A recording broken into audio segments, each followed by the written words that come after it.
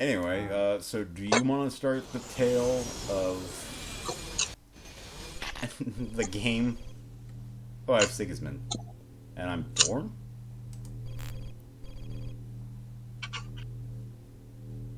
What other game modes do we have? Oh, be warned, there's one game mode that if you die, you're gone, period. The game will continue without you.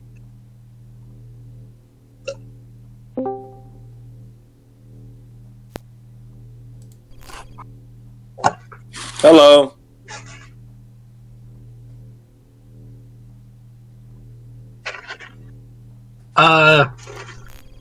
Yeah, that one.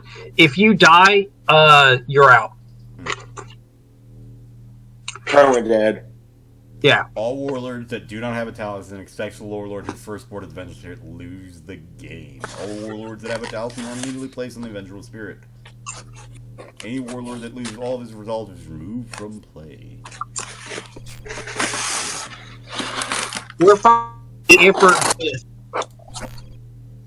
Because the AI picked one of the Emperor's Fists. So that means... Imperial Fist, not Emperor's Fist. Imperial, sorry.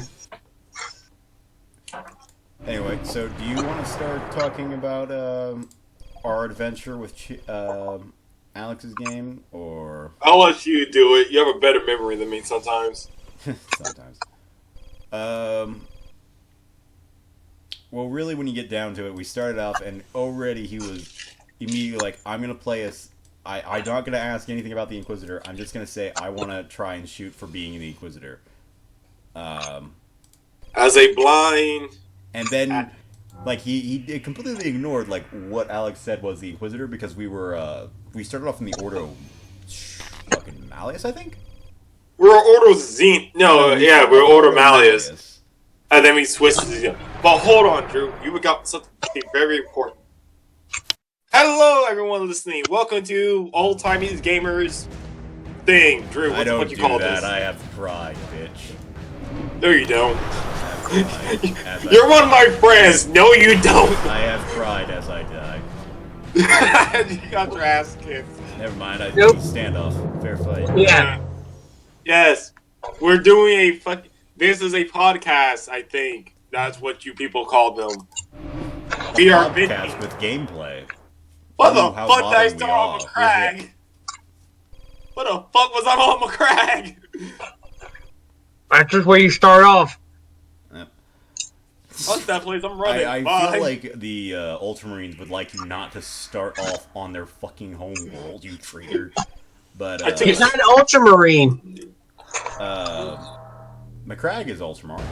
McCrag is, Yeah, but I'm not. Oh, fuck. traitor. This is You're gonna hurt for one. But we started off, so basically we started off with, we were involved in the Ordo Malleus. Our interrogator was a bit, he was okay. He seemed like a bro to me. I mean, I drank with him. Slight pause for anyone who doesn't know. Warhammer Fantasy 40k. Malice is demon hunters. Hereticus hunt people who don't follow the religion. And Xenos hunt aliens. Yep. Yes, we're talking about RPG we played. We're me and Old Timey Gamer, Drew, whatever the fuck you want to call this entity that is running the game. We're playing, and we're venting on how people were assholes. And how, Mainly or more or less, how one guy was an idiot, and how everything fucked my character over. in some way, it was our fault, but Drew got punished for it. Yeah. Essentially, starting out, we were all told it was Ordo Malleus. Our interrogator was not a radical, nor was he a Puritan. I'm sorry, no, he was a Puritan. He was a Puritan. Our Inquisitor was a Puritan. Our interrogator was a bit of a mix. Not much of a radical, but leaning towards Puritan.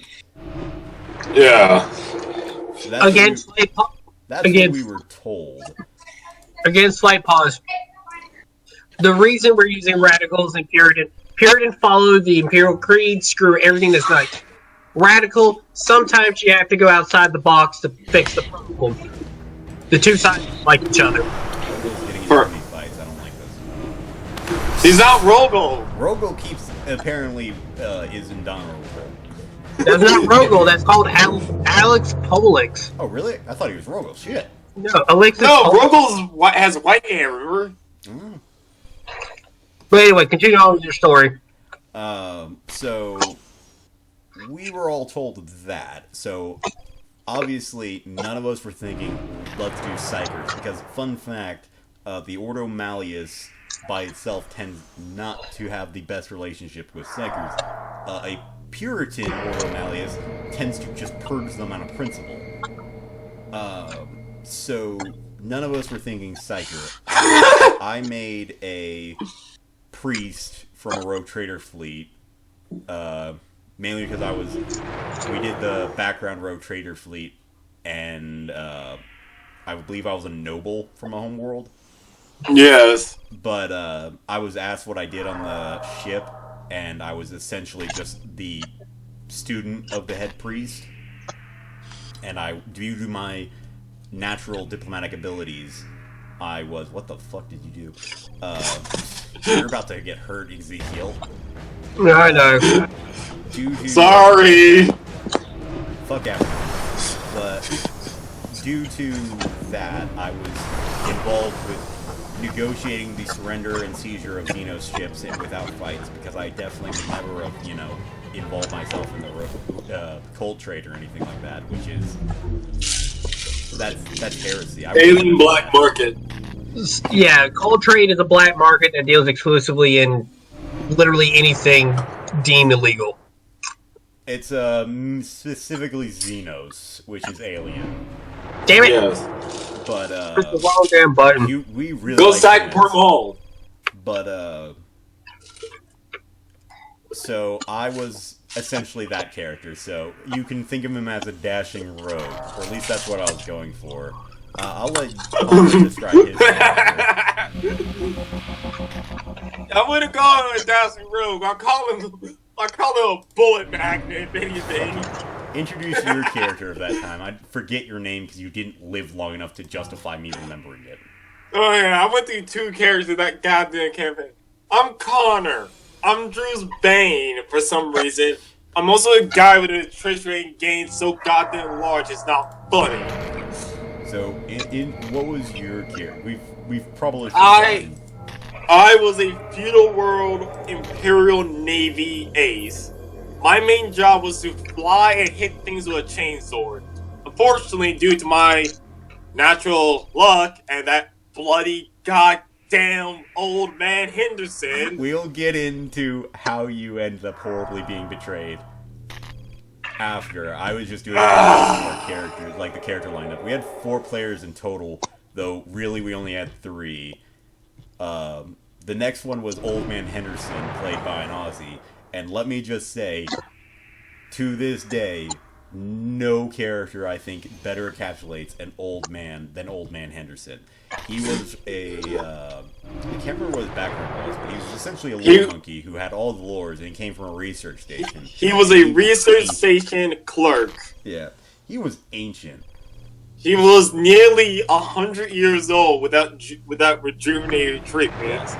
So he was old and he was senile. Yeah. Disturbingly enough, he wasn't senile unless it was involving fucking me over. So he was our lore monkey, and he was probably the best at that. Getting more in him later, but he's amazing and he's a treasure. No, he's fucking not. Fuck him. He's a lovely treasure, and everyone loves him. Fuck him. Next, we had a assassin who really doesn't matter because they were involved in like half of a session, maybe, and then they were just went renegade as their player never showed up. Finally, to wrap it up, we have the Astropath, who did not pay attention at all to our organization or any of the follow-up to, like, leading in the game. I heard none of that as I had family talking to me. Yeah, because he just said, okay, let's, I don't care what order we are, I just want you to know that I'm going to try and gun for the Inquisitor. And we were all like, okay. And then he said his character. his character is a psyker astropath, and I feel like he was also unbound. I may have remembered that, but it would have just fit with how bad he was with his psychic powers. Yeah, slight pause. Unbound is both lore and rule set that determines what happens when you mess up being a psyker, which in this game can lead up to blowing up. Let's just put it like that. Yeah, it's a wild mage Let me put it with this way, the option of killing the party. Let me put it this way, in a way everyone can understand. If you're bound, you're legal. If you're unbound, you're to be hunted and either made bound or exterminated. Yeah. But I don't remember. I feel like this person, knowing how incompetent he was as both a player and a character, I wouldn't be surprised if he was unbound. But at the same time, because it's just 40k, I wouldn't be surprised if he was. Though if he was bound, I would ask why the his teacher didn't exterminate him to save lives in the future. Fucking failed on, by the way.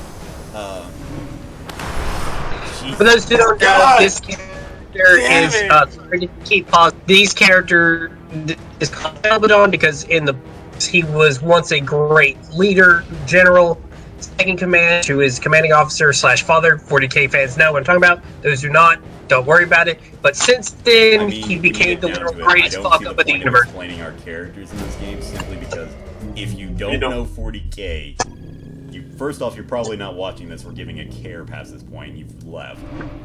Second, if you are, then you know what the fuck you're listening to. You know who fucking Ezekiel Abaddon, the failure of failures, is. Anyway, sorry to interrupt, but I was being in case someone's just listening to this for boredom. Damn it! Okay, got it. If you're listening to this to boredom and you want to learn about 40k, look up Arch. Yes, he's good. That's all you need to do. He'll do it far better than anything we can ever do. Yeah, anyway, sorry, continuing on with the story. Unbound, incompetent psyker. So, first off, he was usually late for sessions, and the first session, he was not present, so it was just the rogue trader face, the ass-kicking Navy personnel, and the old man. Oh, I thought you... Well, it's above freezing now. Yeah, but you used it that way, so I thought, I guess it's just that way. But, so we just went to a hive world. I can't. Well, it's my fault. I kind of forgot. Trying to. We didn't go to a hive world first. Our first mission was a feudal. It was not a feudal. It was an agri hive world. Yeah. But which is basically to say, it's a farming world with a couple of hives, which are huge, exactly as they sound, hive-like structures with billions of people inside them. And it was currently quarantined on suspicions of plague, and they didn't want to spread it to this other sector, the rest of the sector of space. So it was our job to figure out if there actually was a plague, and if there was, to stop it. This being a role-playing game, of course there was a plague, and of course there was a cult in charge of it. We landed and almost immediately ran into slight trouble as we found the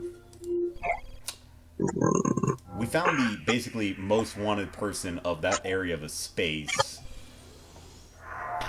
and like we weren't able to catch him, but I want to point out we found him in the most hilarious way. While I was just wandering around searching for leads, someone pickpocketed me, and in the chase, he just turned out to be a member of his gang, and so just during the chase, I got shot in the head twice before the ass kicker came in. Somehow I was still alive, so I was still going, but I'd been shot twice in the face at that point, which is, fun fact, the only place I didn't have armor. During the entire game, old-timey here / Drew / person named D was shot in the face a grand total of 10 times. All the things that hit you were in the face. It was always to the head. It was just every time it was to the head. So much so that the GM even told me if I get hit there a couple more times without a helmet, I will start taking intelligence damage. Thankfully, that I didn't get hit enough. That game didn't go along enough for that to actually happen. But the crux of the story, of that part of the story, is during the chase of me trying to get back someone stealing my shit, me and Connor here ended up in an alley with the most wanted fugitive in that sector of space shooting a heavy gun at us. Now this leads to an Arbite asking me, which is basically the police, asking me for information about it. I didn't want to give anything away about the most wanted person because I didn't want to get detained for a particularly long period of time.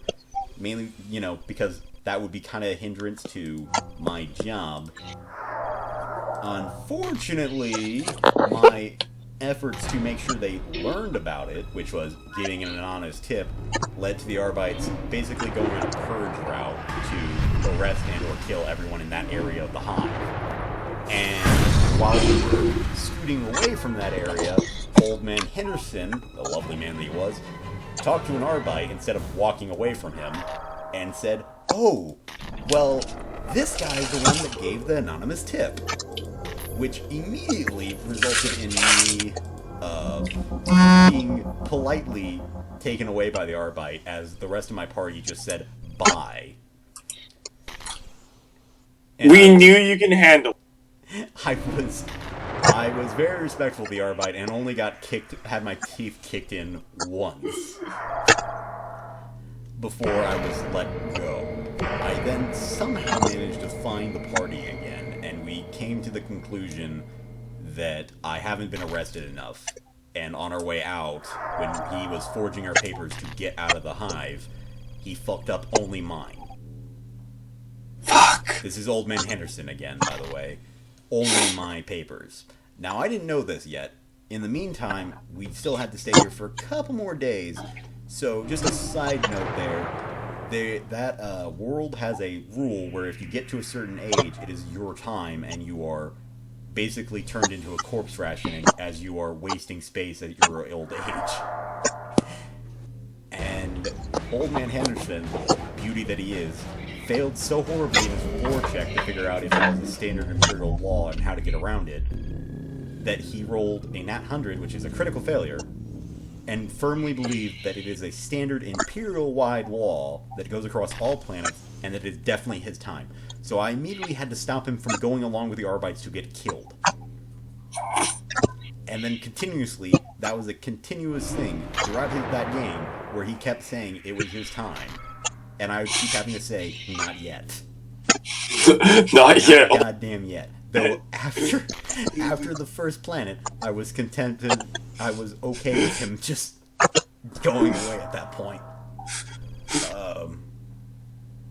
So, as he's muttering about Fucking his hell. time, I assume he just forgets to sign my papers right, because he's just so concerned about him needing to die soon.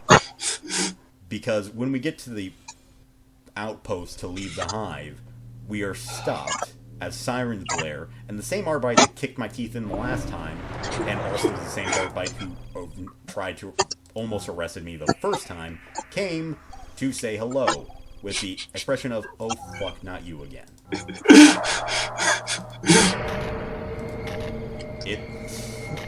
At this point, it was ridiculous to both of us, and we agreed to, we came to an understanding at this point that I'm probably innocent, and I definitely had to spend a fate point just to convince him not to arrest me. Again. Yeah, again. Damn. But, it was a, interesting point with the Arbite, as at this point, I was almost getting to the point where I would get enemy Arbite, because of how many times they wanted to arrest me, but I talked my ass out of it. Then we went on I believe that was the end of that session, and the Astropath came in, near the end of it, as we were going to the other, the location of where the plague was. Because he pointed out on our little drive that there was that main guy that we basically tried to let the Arbites know about was in the cornfield, and that he was and that he was fuck. He didn't point out that he was now turned into a demon. So he told me to look, and I was driving the car at the time. So I turn my head, and I see several zombies who were demonic Nurgle creatures. And as the rules of the game, if anyone ever hasn't played it, if you don't have a... Actually, no, even Jaded, which makes you basically fearless to anything that's not demonic, you still have to roll something called willpower. And if you fail, you start doing fear things. I failed horribly because they were demonic creature, and we were fairly early in the game. The GM even made it clear that it was just something that the Astropath noticed, and because of his willpower, he just didn't care.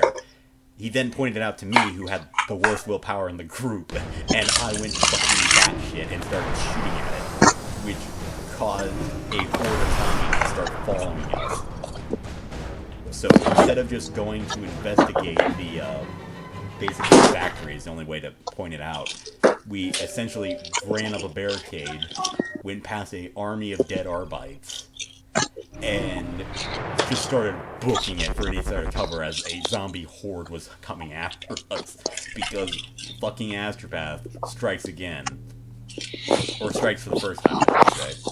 It's me, Ego! It's me! Damios! It's me, Demos!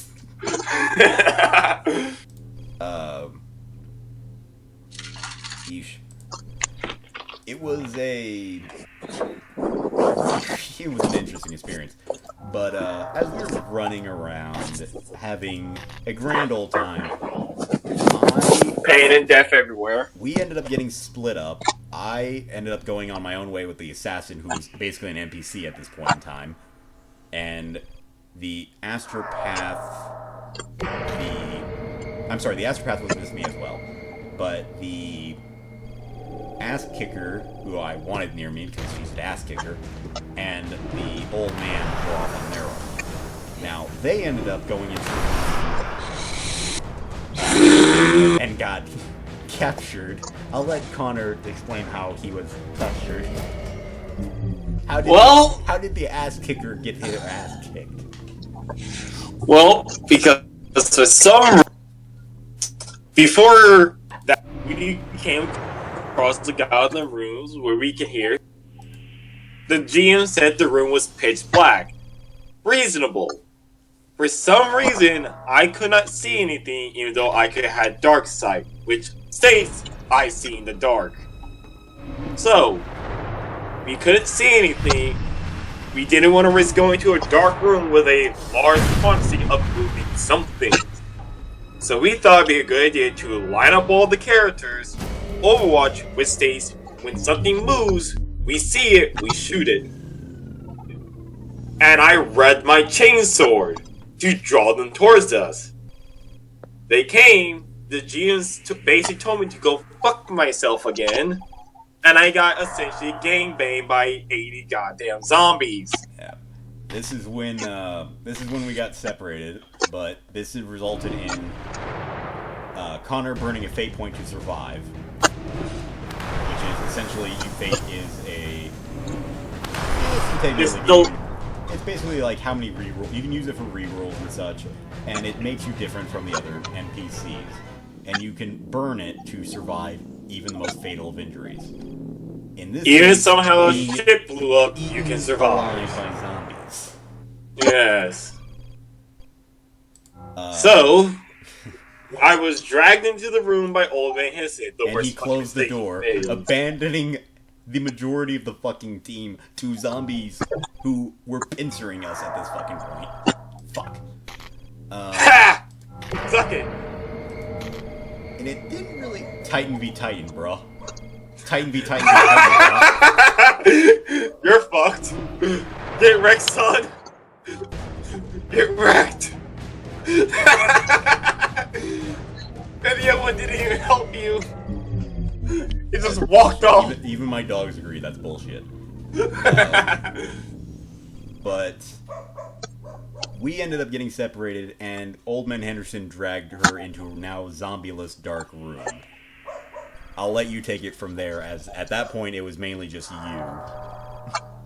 Yes, your unconscious body and the old man. How'd that go? So we came across the cult leader, and for some reason, the old man, who had a relatively decent fellowship, essentially sold my ass out to die, as he cared more about his life than anyone else. I mean, he didn't really sell you out. He got him to talk about his plan and said, you know what? In exchange for calling off the cordon on the planet, I will, do this. Okay, I'll let you do that. You can come here and do the call. But as insurance, we're keeping your lady friend here surrounded by zombies. Yeah. Okay, yeah. That makes sense. First off, I don't think I need to explain, but allowing a cordon to be unleashed for the sole purposes of zombies and the plague they're having being spread to countless other worlds is, that's bad.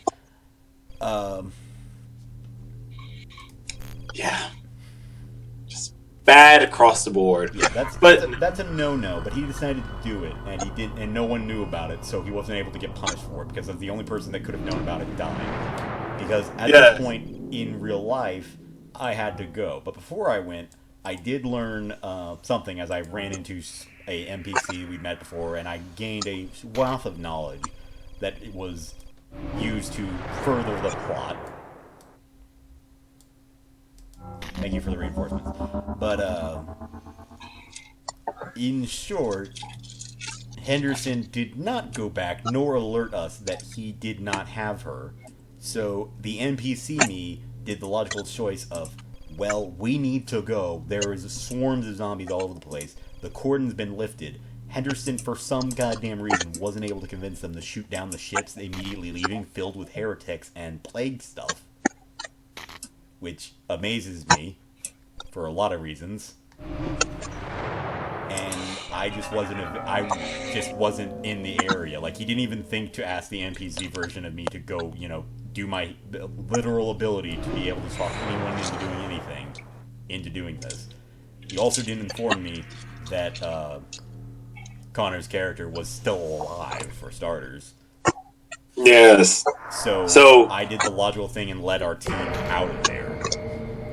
And then I came back and I heard, okay, Connor's character is dead. Oh, really? How'd that happen? Oh, well, my character would have done exactly that. They lance battery my area. I didn't know you were alive. The last thing I saw of her was quite I'm her not being blaming dragged, you. her I'm bloody blaming corpse being dragged to an old man. I blame the other fuckers. You blame old man Henderson, which is a good real blame, as he just did something that's horrendously traitorous.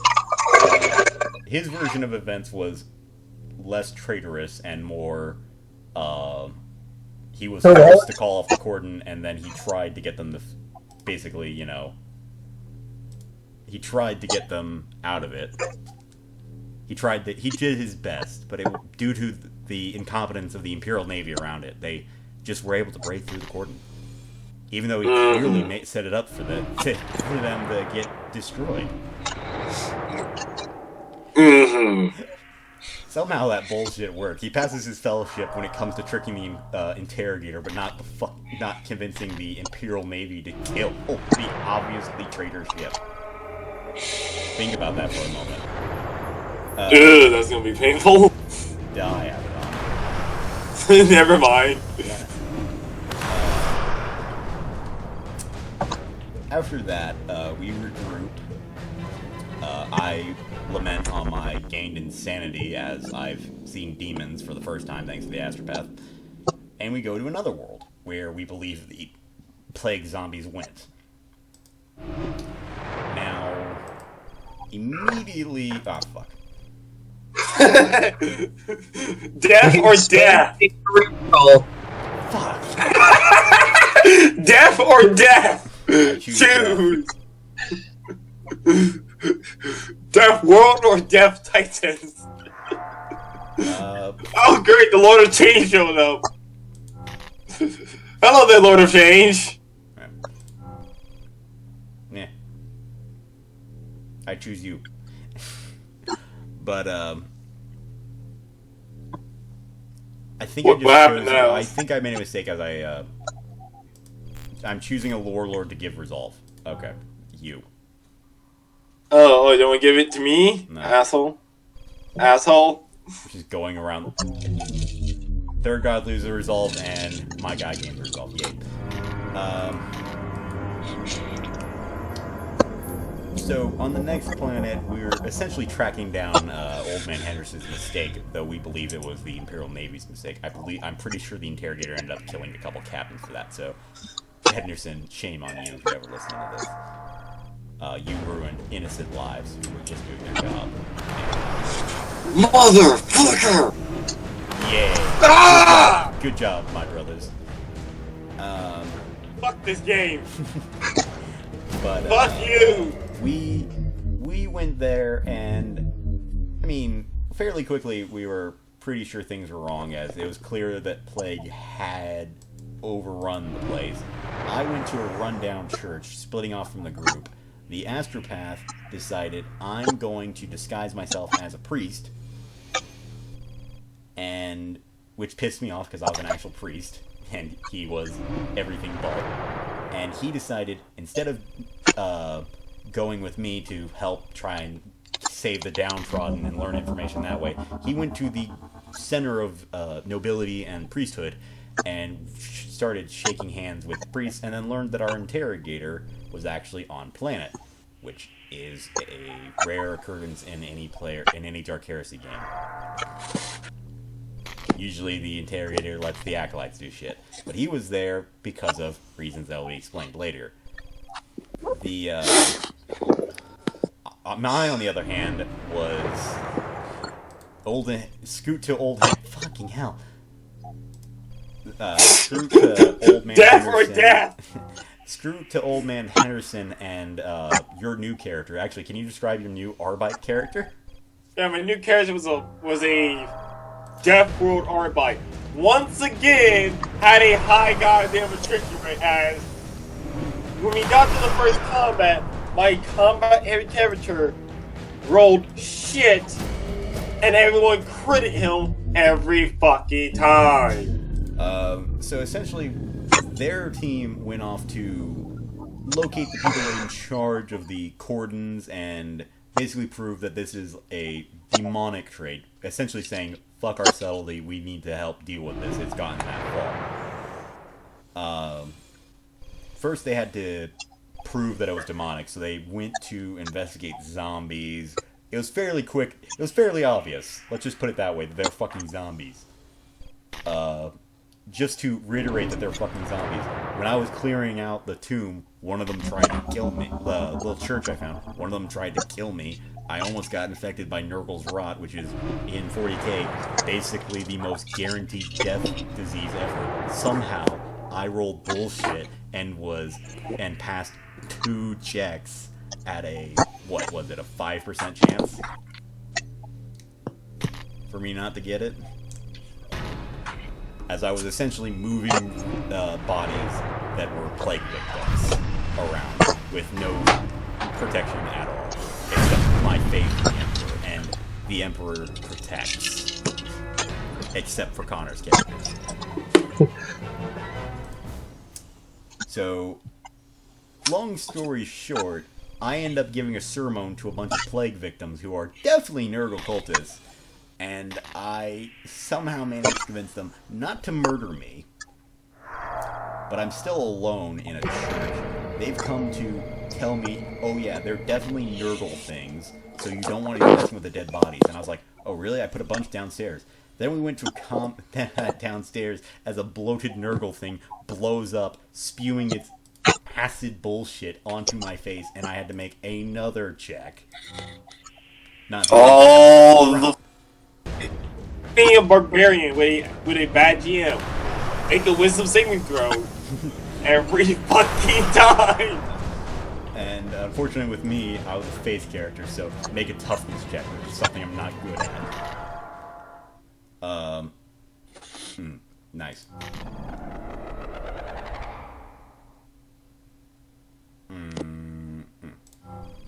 But I mean, I was getting not really fucked, but I'm amazed I didn't get inherited by Nurgle's rot. After that, you guys decided you were going to immediately go...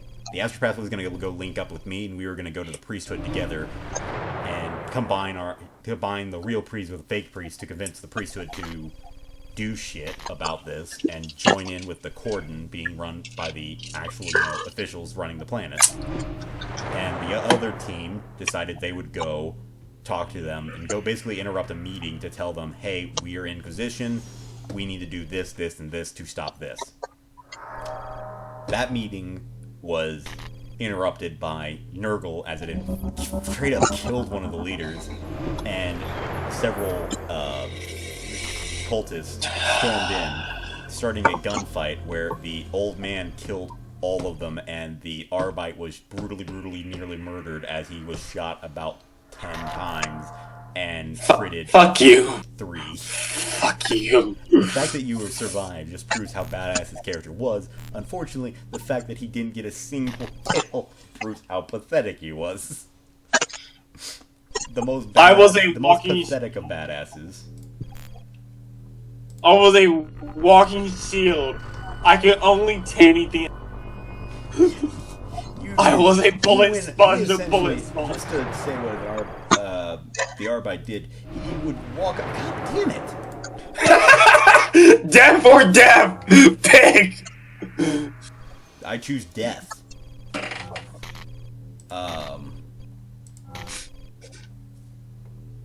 You're just gonna slowly bleed us dry, aren't you? No. Take it from Fallen again. I lose it. But that meeting did not go well for anybody, as the Arbite was nearly killed. Several of the leaders of the planet were killed, and it was fairly clear that the plague might be... the planet might be too far gone. Now skipping over to me and the Astropath, or Asshole, however you want to call him. Assholio. Yeah, Assholio. No, Assholio is a great member of the Angry Breed. How dare you? But, Why? Why? me and the Astro Ass were on our way to the priesthood, and You gotta reroll. he notices that I'm a little pale. Like, very pale.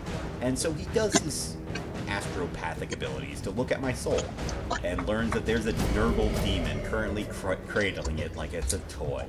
He then tells me that there's something wrong with me, and that there's something with me, beside me. So I look around, I don't see anything, because I'm not a psyker, I can't see demons. He then says, and then I tell him that I can't see anything, you're just, the sickness is starting to get to me, I'll just get a plague mask and we can go in. He was like, no, here, let me show you.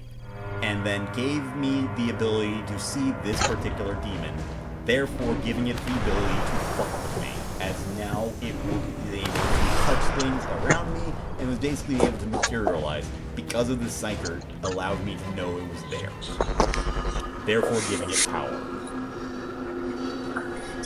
I then went batshit, as you do when you realize a demon is currently using your sucking soul as a pillow.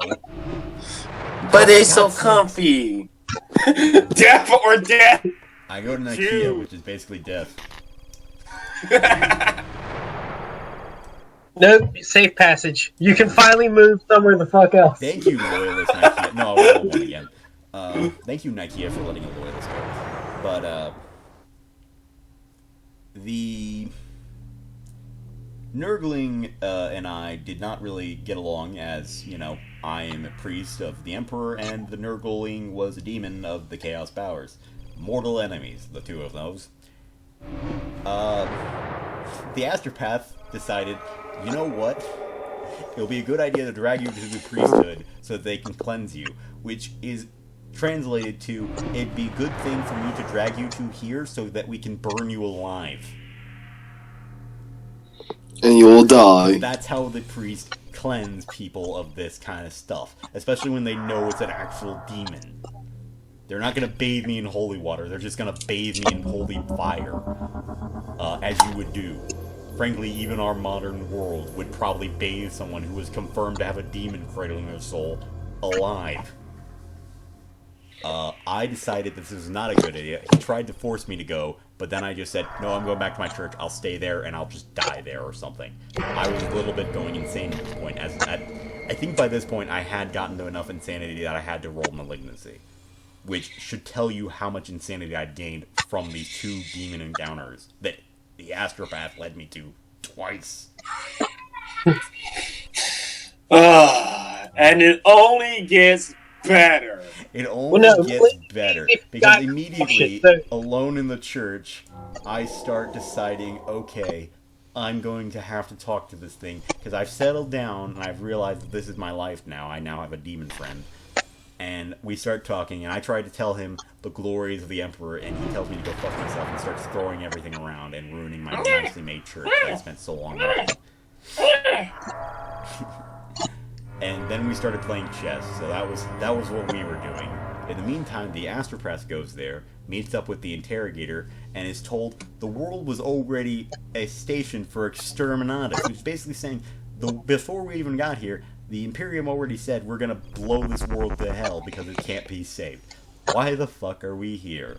We don't know, but the astropath tries to contact me, saying we need to go meet up with the interrogator at the port, which is basically, in my head, we need to go put you down like a dog outside the port.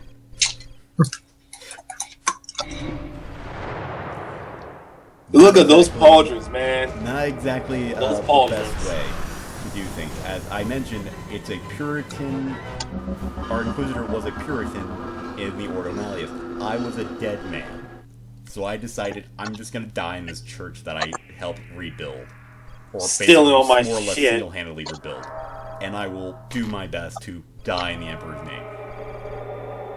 Old Man Henderson, proving that he is a smart asshole, but still an asshole, wants to save me, not to save me, but to get a sample of potentially a cure and actually, potentially save the planet, not knowing that it's already been listed for the exterminatus. So, that's what those 2 were doing, as they were trying to rush to me, but then they got ordered by their interrogator not to, because I now had guests. Guests in the form of a champion of Nurgle, which is basically saying ultra nuts. A giant fat slob of meat and rot. Essentially death incarnate. If Death was fat and yeah, a fat champion, unable for me to kill him.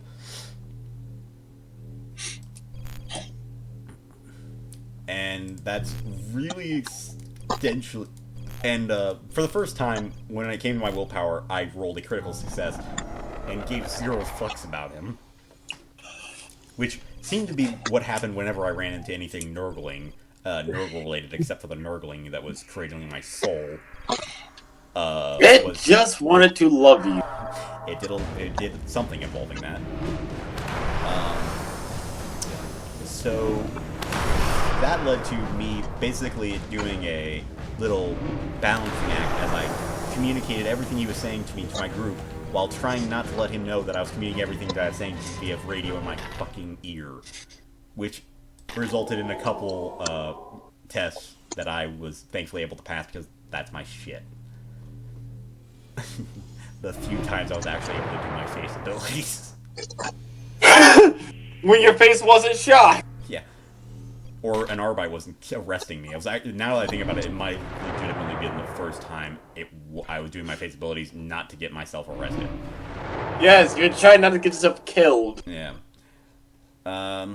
No, counting the demon, so yeah, that was the first time. But, Yeah. So that's where I was, learning all the plans, and then telling the Arbite, and then informing the rest of my team that according to this champion of Nurgle, all of the Arbites on planet have been corrupted, as well as most of everybody. Which, you know what? As far as we were concerned, probably is true. This led to, you know what? I'll let you do it. This is them arriving at the port to meet up with B team. So on our way to the port, we were encountered by some more. With this new information, I worked on the concept that, okay, they're fucking traitors. I'm gonna inform my employer so that way he can get ready to get rid of them. As we're walking, they were gunned down by some Eldar friends. Why were there Eldars on this world? Because, well, we'll find out later, children. But yes, they were gunned down. Old man Henderson, being the rat bastard he is, decided, I'm gonna loot the corpse. And promptly started looting the dead. When I looked over at them, I saw they weren't corrupted in any way, shape, or form. And still got a shit ton of fucking sanity. Yeah. I mean, you did kill innocent Arbites as an Arbite. Drew, you've murdered more people than I have. But my character, none of them were associated with me, though. You killed essentially your brother. You killed a fucking guardsman medic! He tried Motherfucker! to kill me! He tried to kill me. Fuck you! Fuck you!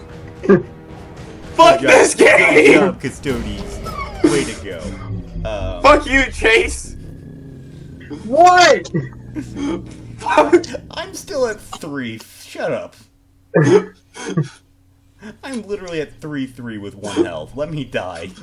then Ezekiel with Felbadon is up there with 12. Let me live. So that resulted in more insanity to him, also due to Old Man Henderson. So are you sensing a trend here that our 2 party members are just there to drive us literally insane? Or kill us? Well, we are. Eventually, I get rescued from Eldar because, well, the Chaos Champion had an Eldar Soulstone, which is very valuable as it holds the soul of an Eldar. So the Eldar really wanted it back, and they were working with a member of the Order of Xenos to get it back, which happened to just be on our planet.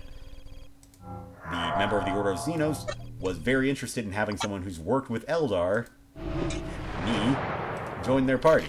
So when we ended up getting to them, he was perfectly okay with saying, fuck this interrogator for definitely trying to get you all killed, sliced him and his head off, and you guys are now involving the Order of Xenos.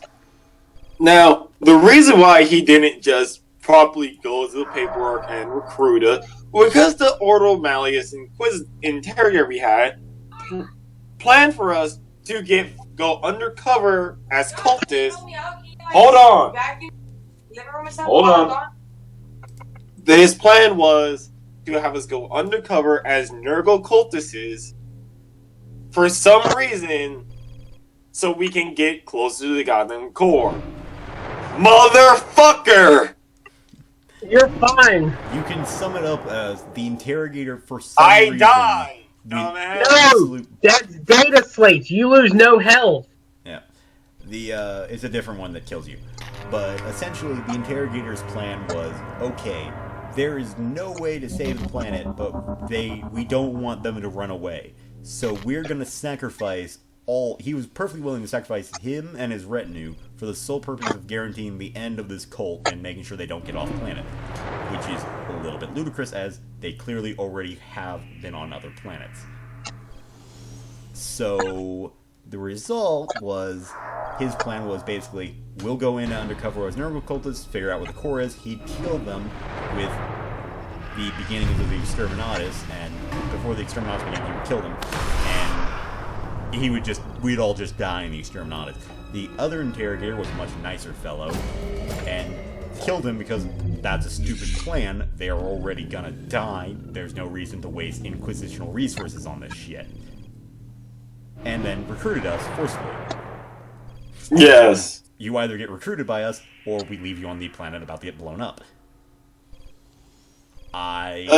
Everyone glossed over the fact that I had a demon thermal sleeping in my soul, mainly because only the Eldar knew about it, and they were okay because it wasn't the god that was trying to eat their souls, so they're okay with that.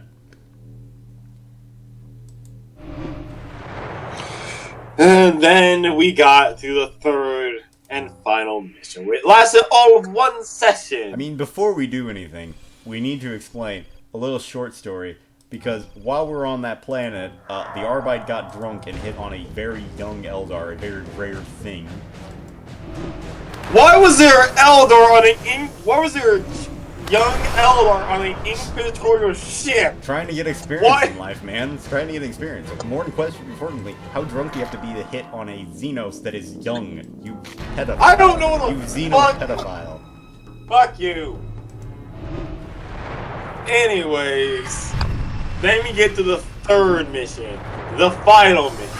It ended with blood, sweat, and goddamn that astropath. We start off getting blown out of the fucking sky. The astropath remembers, wait a minute, I can see unnatural, so I can see them. I'll tell you about them. Perceives not to tell shit other than they're there. Like, doesn't tell us how many, doesn't tell anything, just says they're there. They're getting murdered by some natural thing of the planet, which is probably demonic, as we run into shortly later, on our way back to the civilization, we run into some hell spawn thing, which is just dying. Now, looking back on it, I believe it was just a warp spawn, which is basically a sack of flesh that is slowly dying, but unable to die completely because the warp hates you. It started talking to us, gave us all a shit ton of insanity, as we were taught to was essentially half man, half tree, all. Yeah. I used my belief heavily. was we should have exterminated it immediately. The astropath's belief was we need to talk to it and learn about it. Then started talking to it, which is a good idea. So we then tried to gun it down, which didn't work because it was demonic and we couldn't hurt it. So we did the next logical thing and tried to let the Psyker do a psychic power to actually kill it. He then utterly failed. Like, just utterly failed. It was like a gentle breeze to the demonic entity that is a warp spawn. And then we moved on our way. Because at that point, we were tired of that shit. And we wanted to leave. We wanted to get back to the city wall. We wanted to get to the city walls. Yes. As we were walking, there's a warp spawn. Shit is running around this planet, eating people out of the goddamn blue. We had Old Man Henderson, who at the time had a Sonic Eagle, which was slightly modified so he can see through his eyes.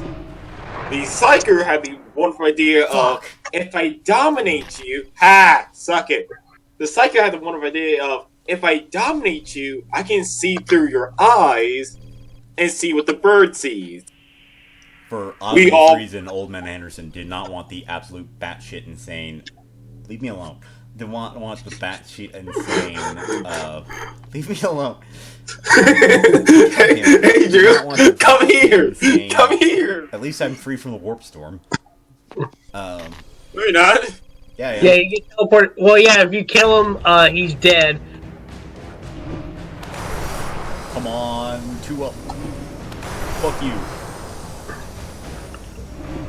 Fuck you. I hate this game. I love it. I hate this fucking I'm still game. gonna die, but I love it right now. Take my servo skull, please. Leave me with my tank. No. Die. Fuck you! You wanted to kill me. No, I just wanted some of your Now shit. Your shit. I just wanted some of your shit. Now you're dead and I took your shit. That's how this world works. I hope you're stuck on the fucking... For obvious reasons, he did not want to do the mind link.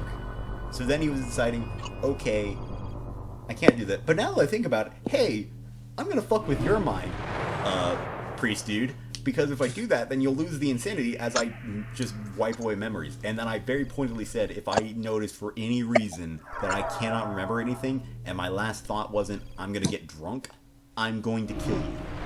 We all basically gave the psychic the rule of, you touch us, we shoot you. If you touch our psyche, or we even think you did, we will kill you. If you use your psychic power again without our expressive permission, we are going to kill you. Because the few times you have, it's either been ineffectual or literally caused us to go insane. Fucking AI bullshit. And right around there is when we ended it. And then the GM went silent. The GM got sad. We were all mad, and then the psychic had an epiphany. Wait, this goes off my willpower? Oh, fuck! I forgot about that. This whole time, the psychic has been running around with a willpower of fucking 20. He had the shittiest willpower in the party. I completely forgot about that. Yeah, didn't he invest everything in like something stupid like a combat or something? Like, didn't he? He had high fellowships, and for some reason, he was trying to go combat, even though he has none of the goddamn shit for it. Wait a minute. What? How the fuck do you even get that confused? Like, no offense to any new players that make some mistakes. I don't know how you confuse. I'm gonna do all the face stuff while trying to be a warrior, but my class is a wizard. It put it in terms of D&D that more people understand. He essentially picked the wizard class, statted himself out for the barbarian, and then statted himself out for the bard, and then played like a barbarian. Which, if anyone does that in D&D, well, your group hates you. Now, it's one thing. It's not that stuck in the warp storm. Suck it! Carter, go steal all the AI's equipment. It died. Wait, where he died at? No, leave him alone. Wait, he died on Isthmin? I'm coming for it! Leave Sigismund's corpse alone. Oh God! Well, you can see it where all the stuff is. He died. Yeah, I'm going. I'm about to go loot his shit. I'm about to go take his fucking shoes.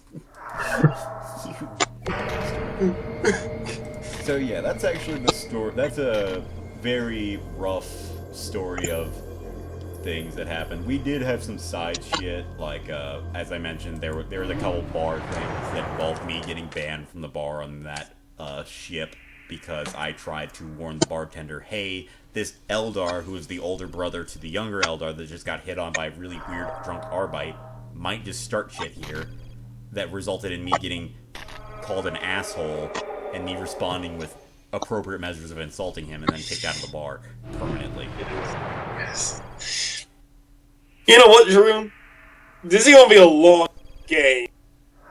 Because it's fucking Talisman and it's why don't you regale the hell of our current Dark Heresy campaign? How about we don't, since the story's not yet. Why don't you? We have plenty of other stories. Like, we can talk about Bleak, the Killing Machine. Yeah, but these are better yet, Green. But these are more recent. Yeah. These are more recent. Well, I don't want to talk about the recent ones. The recent ones are all horrifying for me. I'm still stuck in the warp. How about we tell when you first decided to do Black Crusade, or we can talk about individual X. How And his how rattling. about we bring up the fuck you convoy? Fuck Yeah. you! Yeah, okay. So, Roll one, idiots. Fallen was the GM. Fuck you! And, like, he for just clarifications, he's an insomniac who barely sleeps. Fine. That's true. I sleep like once every 3 days on average. I need help. No.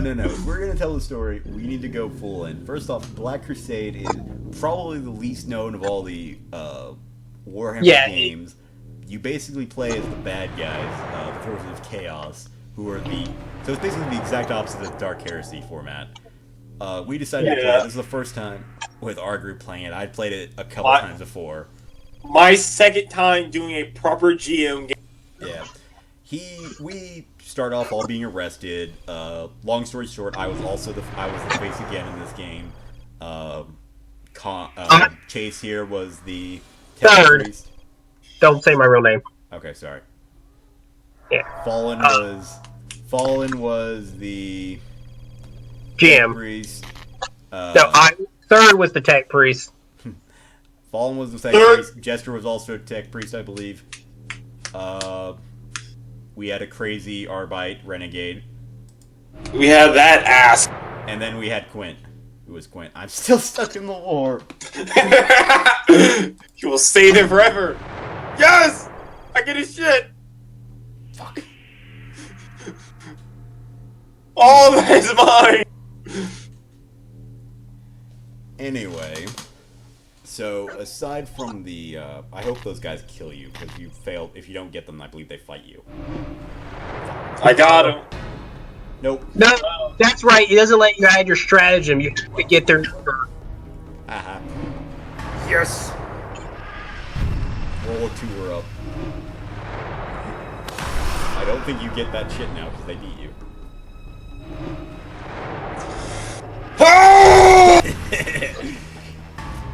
Anyway, so I'll continue. So we got arrested. Well, this is before Jester decided to be a tech priest. He was a psyker who, in the first thing, managed to successfully hide from Arbites in a 2x2 jail cell by hiding under the bed because he kept rolling natural ones. He managed to sneak out of his jail cell as a psyker, as an unsanctioned psyker, the most legal, purge-heavy thing in the game. They had him in a prison cell. They were taking him to be executed. They had him in a fucking prison cell, literally dedicated to the sole purposes of holding a psycho like him, and they failed because he was under a bed that didn't even have a goddamn mattress. He was just under a bed with metal on it. They can see it if they look in that direction. They are the dumbest Arbites ever to exist. It was so fucking sad. It was like, he rolled a 1. I'm gonna roll fucking awareness. Rolls 2 goddamn 90s. Well, these are fucking blind. Yeah. So he gets out, gets out. They're freaking out. The entire ship is losing damn mind because he snuck out somehow. He manages to sneak all the way into their fucking locker room, puts on everything they own, looks just like an Arbite, walks out. They're like, "So, Arbite, quickly, take position. Don't let anyone by, sir." Right around the same time, Fallen's plan of how we get out, ship gets attacked for a raiding group. Just say Connor. That's not my real name. Oh, anyway, so decide to hit a. They're coming for a raid to take personnel, people, stuff, that kind of thing. He almost gets shot by the Chaos Dudes because he looks like an Arbite until he goes, "No, I'm afraid," and shoots an Arbite in the back. Roll a fucking 1! Yeah, he lied. 1-1! Yeah, if I remember correctly, didn't Jester shoot the Arbite, successfully lied to the Arbite about that was a missed shot, and then shot him again and killed him on the second time? There was some straight up bullshit there, but long story short, we ended up getting recruited by the raiding party. Yeah. I think just the guy's leg blown off. I had a chain gain at that point that was leading me because I was a Slaneshi face guy, so I immediately tried to get people to be in the way between me and bullets. Yeah, for those who don't know, Black Crusade, there are rules and ways of walking, you know what the fuck it is. Well, not necessarily, but just for quick clarification, there are rules and many ways of essentially gaining a bunch of NPC followers that come with you everywhere and will die for you. That's really the only major difference between all the other games. Like in Dark Heresy, you're able to requisition reinforcement characters. In this game, it's literally a major part of it is getting followers, which the Slaneshi guy, who's all about charm and shit, is fairly good at. Let me out of the warp, please. No! Fuck! I'm free. Damn it! How long have you been in there? I don't know, but I'm gonna go blow all my resolve for that healing. I want my healing potion. Yeah. But, yeah.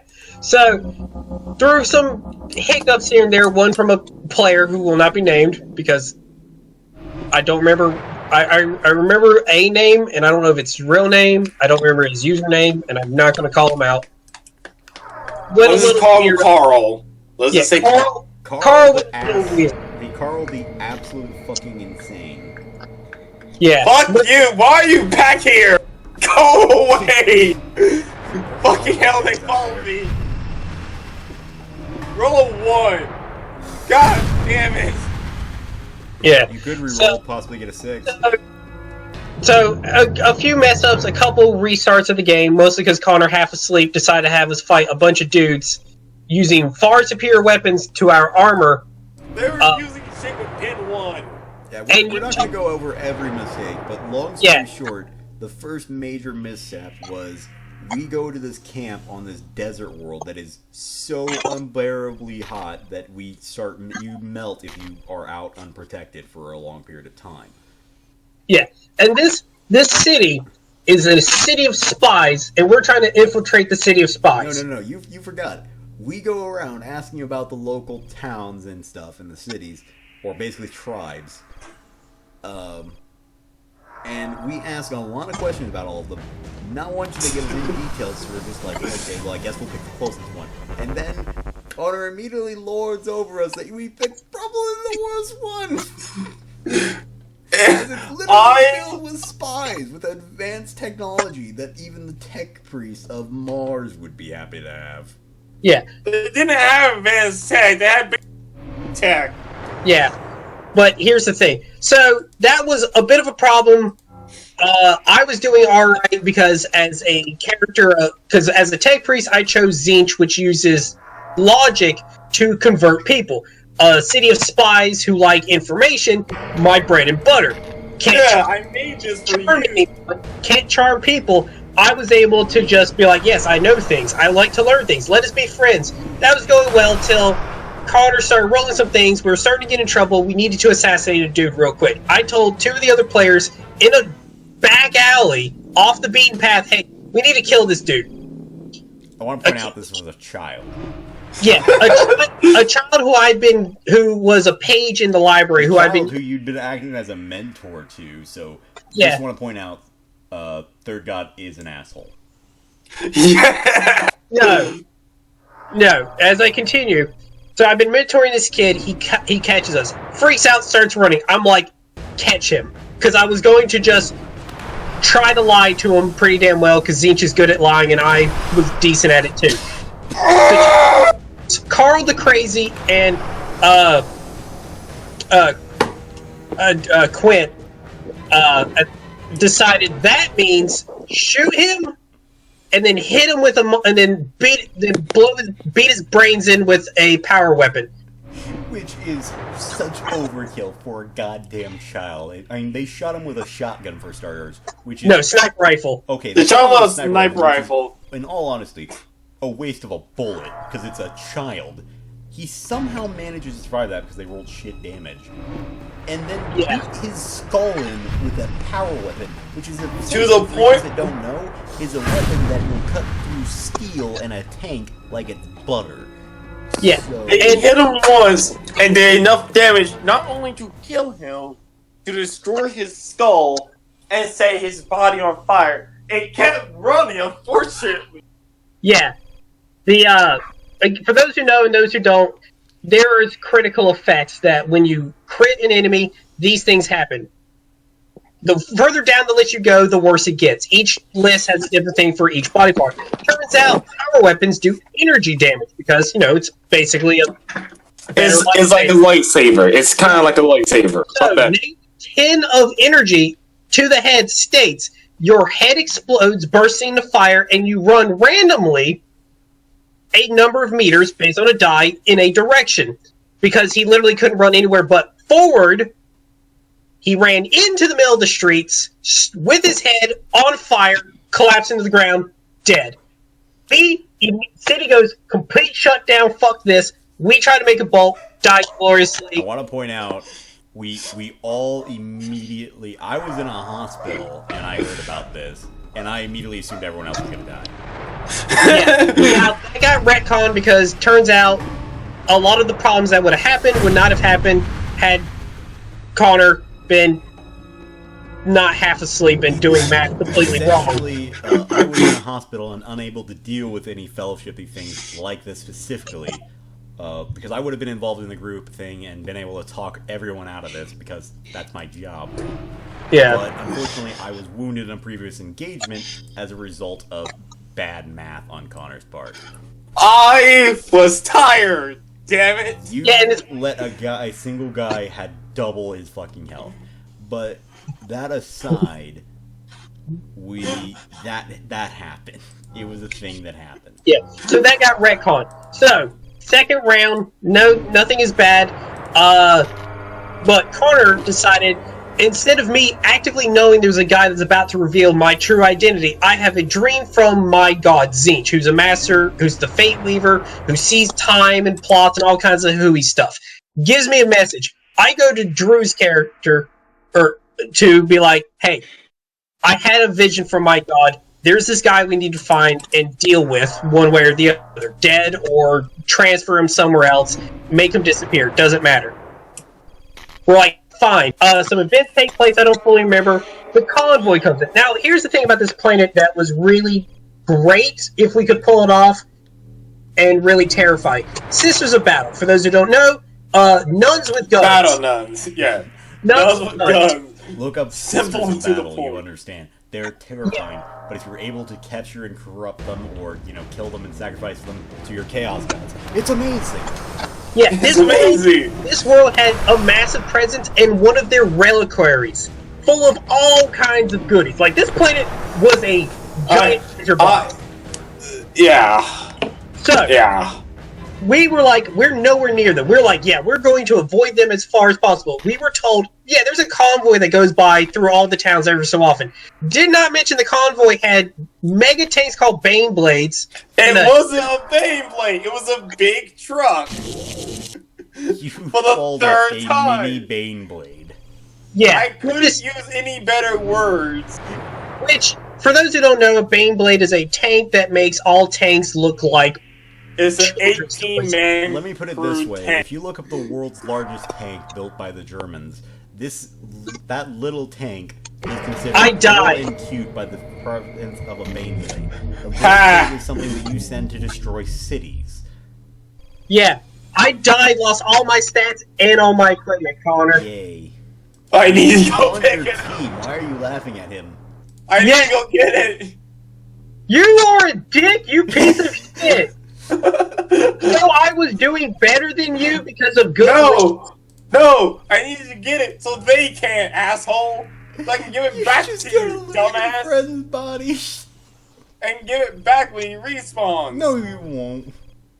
I'm not a dick like you. I have morals.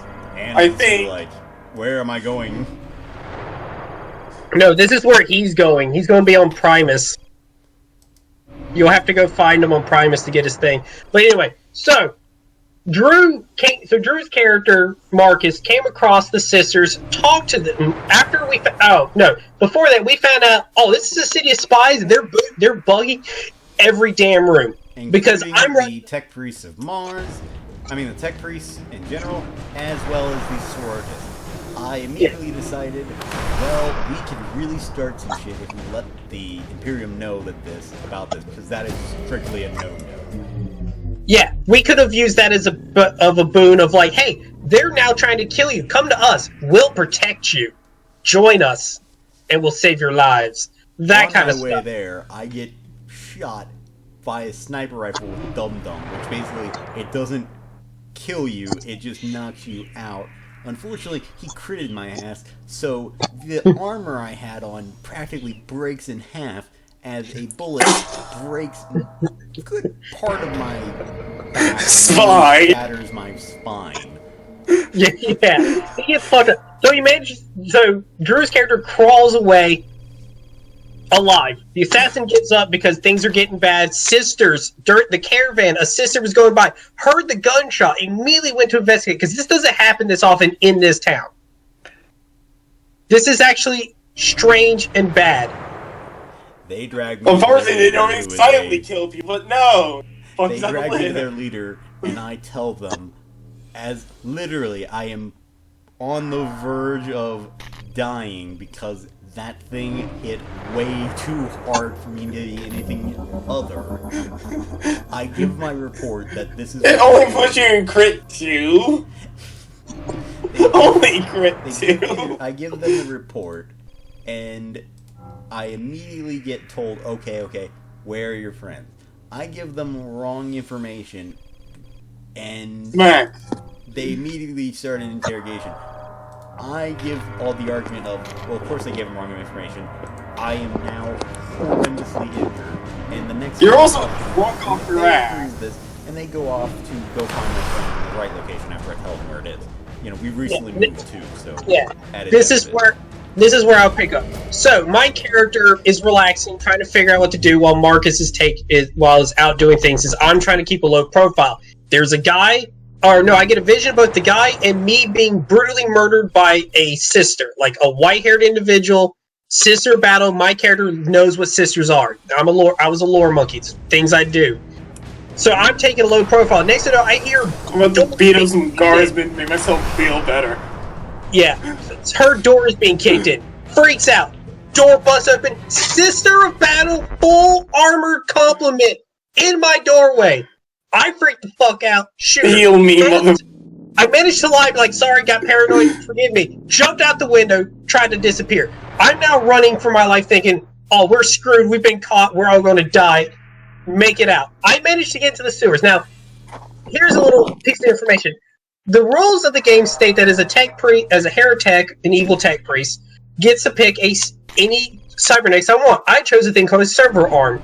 A damn you weapon. This thing will one-shot any human whatsoever. It nearly brings down tanks. Yeah, it's designed to lift tanks in the air so you can fix them. It's literally that strong. This thing fits on my back. I have not used it in combat except for self-defense. Connor was worried that I was literally going to use it to just beat on all the AI for shits and giggles. But even though later we'll reveal that's a bad idea. So, and I use this to kill a sister. I'm trying to drag her off so I can put on the armor. I'm just going to squeeze in as much as I can, put it on, and try to walk out clean. Doesn't work. Bitch is heavy. Even with the server arm, can't carry her. So I'm dragging this body down the sewers as I'm having shootouts with sisters. I'm in the sewers trying to go one-on-one, mano-a-mano, force them to be stabbed by this thing. Fortunately, sewers just big enough that two of them get up on me, beat me to death, gone. Just dead. Everyone else is brutally murdered. Except for me, who is, again, interrogated, and I successfully bullshit my way of saying, listen... Yeah, who manages to talk his way out as he was just... It's okay, I'm just a guy. So their solution was, okay, in that case, this is no longer an Imperial-friendly area. So the end result was, we weren't able to corrupt them. We did make it so they're probably never going to be able to deal with the Imperium again. But... So they're fucked in the long run, so But I was thrown in the back of the convoy and told you'll be escorted to basically our shrine area, which is essentially saying, I guess I'm free from the Black Crusade guys. Okay, good. I'm okay with this. Good. Yeah, and then we did a retcon as I did bad math and bad thinking. Bad math and bad thinking. The moral of this story was to those who are listening, little children and little Timmy over there in the corner, do not send players to what is essentially a late game world. It is a bad idea. We were doing fine. It's just your execution was Drew's character managed to convince them we needed help. We needed help, and they were going to escort us to another city and be like, "Citizen, thank you for your work. Be gone with you." All right, we got the hell out of here. We're all scot clean. Matter of fact, if we come across sisters, they're going to recognize them. Oh, they're good people. Yeah. Trust them. That would have been awesome. Instead, their response to the only really bad thinking on Gunner's part here was that the sororists came into this place, which they know we are paranoid. They know we are because we are sure that they are spying on us.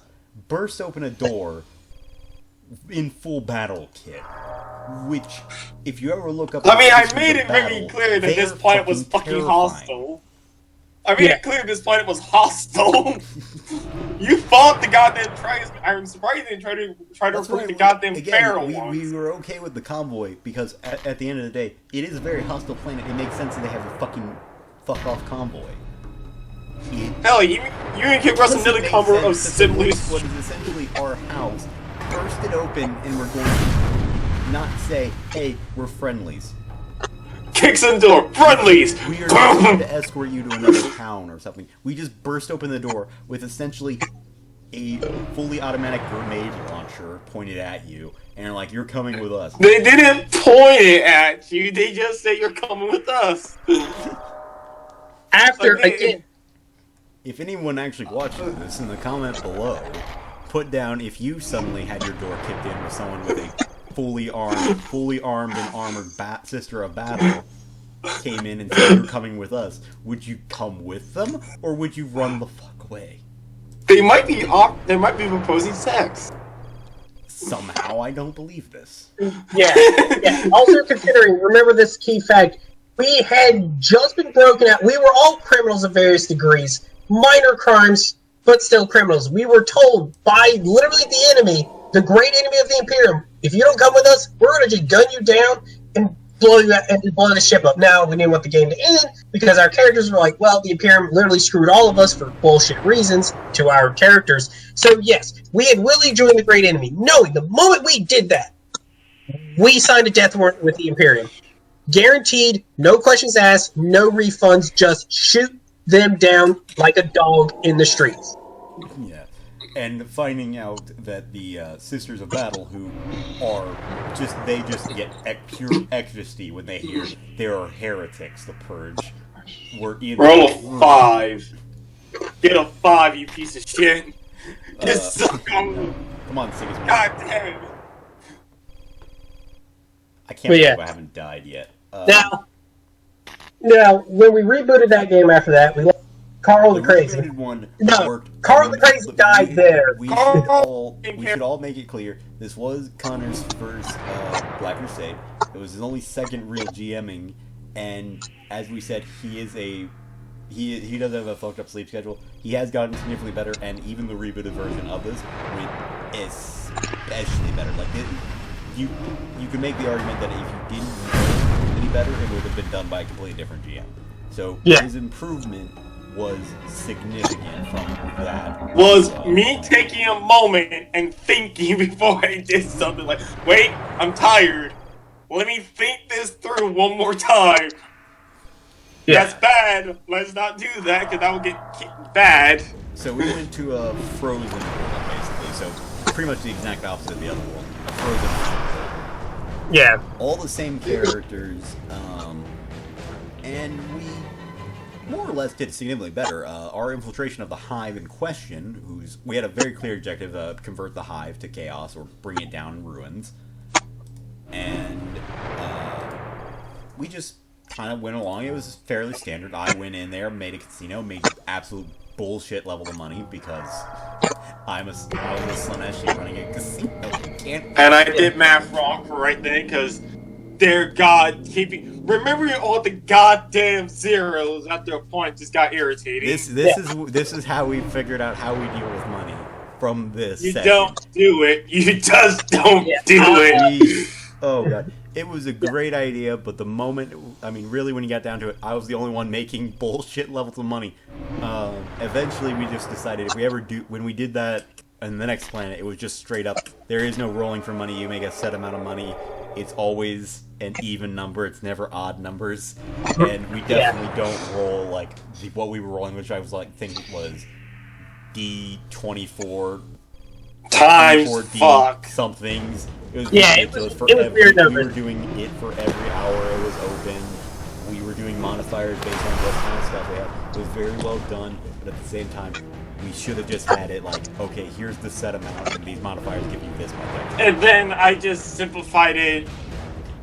In the third game, in the third one we did. Well, this was that didn't this last was all the long. one thing. We never did a third reboot. We did another game afterward. Oh yeah, that game. Yeah, we can talk about that later. But But at the time, I simplified it. Yeah, at the time, I wasn't really doing anything as infiltrating the tech priests of Mars is a bitch because they literally have computers and ID codes on everything. They can Google you.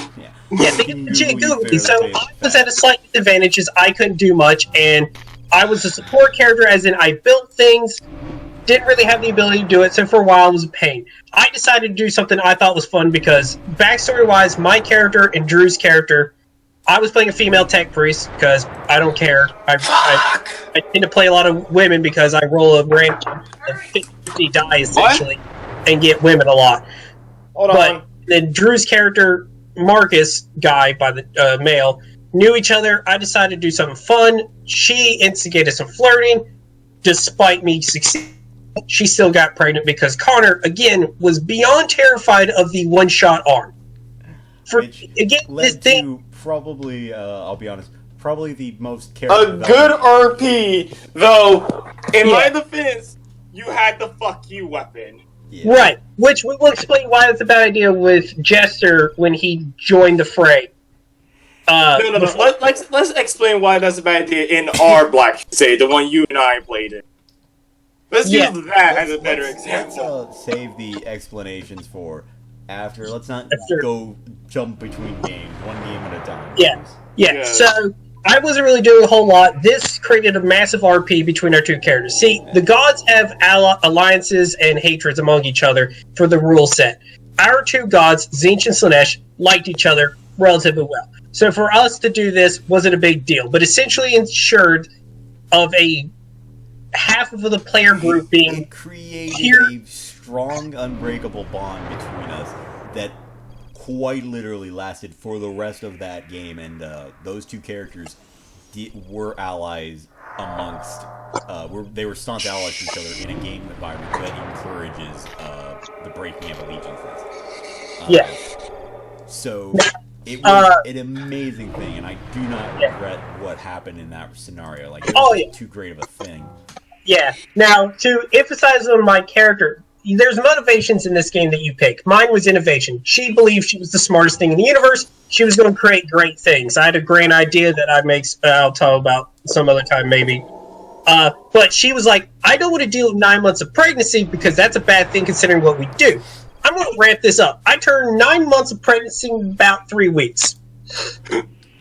Which led was to a instant good At murder. the same time, while me and Hera were doing wonderful things, just wonderful things. Die! The rest of the group was exploring and doing some interesting stuff. They'd all basically set up on their own area. Though they discovered that there was a cult, there was two presences here that we needed to be aware of. First, there was a Dark Eldar cult in system. They were here, and we needed to deal with them as if this was going to be our planet. There was also allied cults. There was an allied cult to our warband who was here to help us, but one of their wives, who is basically Concubine, let's just say that. fun thing. A wife, as in someone who was kidnapped and then eventually learned to love their Captor. Yeah. It's a Again- very if I haven't mentioned, it's a very fucked up system, Black Crusade. Yeah. No. The super villain of super villains. Yeah. So Let's not go into detail about that character, because then Drew might get mad from you too. the Beast was a Yeah. very interesting character who immediately my character hated. Probably because the first thing what he did was try and get Hera as his wife, which was not a good thing. I still want to kill that giant fucking lizard. He loves you! He likes you! I don't know why. I keep saying eventually I'm gonna kill him.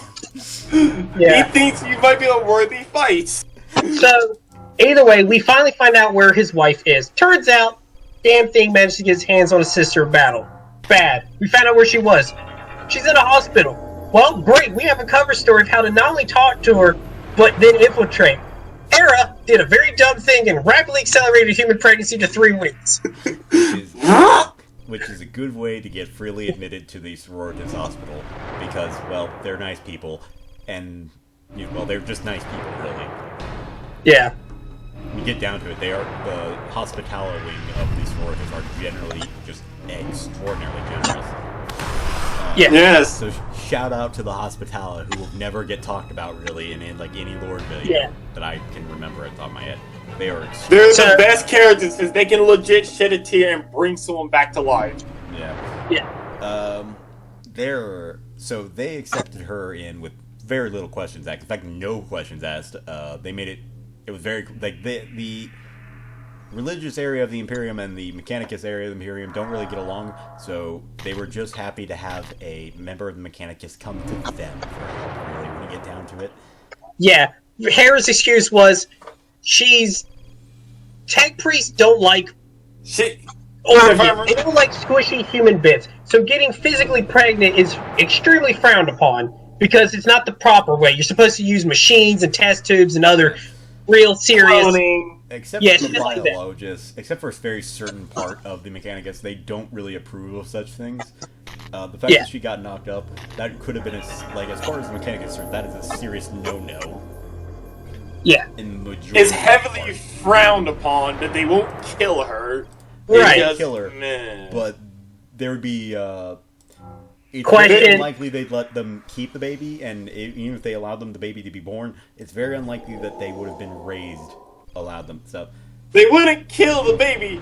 They just would have taken the baby. Yeah, but it also would have been looking for me, found out who I was, my criminal background, everything. That part the sororitas didn't need to know about.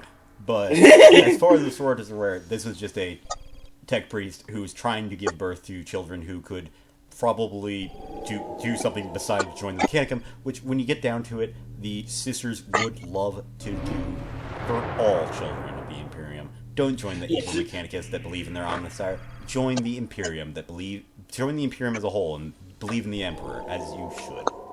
Yeah. All hell be Omnissiah. Fuck you. Hey, I bought Mechanicus. That game. Heretic. So we had that aspect. Hey, you got all your shit back. Just to make it even easier, I arranged from the building that's facing this. Well, hold on. Pause for there, because we pause there. So we found out where she is. She's in the hospital. She's on the second floor. Here's the plan with the other players. Now we lost Carl the Crazy at some point and got a new dude quit. No, he was always new. We just lost Carl the Crazy. So the plan was, at night, they'll use it. We gained a new dude. That's it. We did gain a new dude.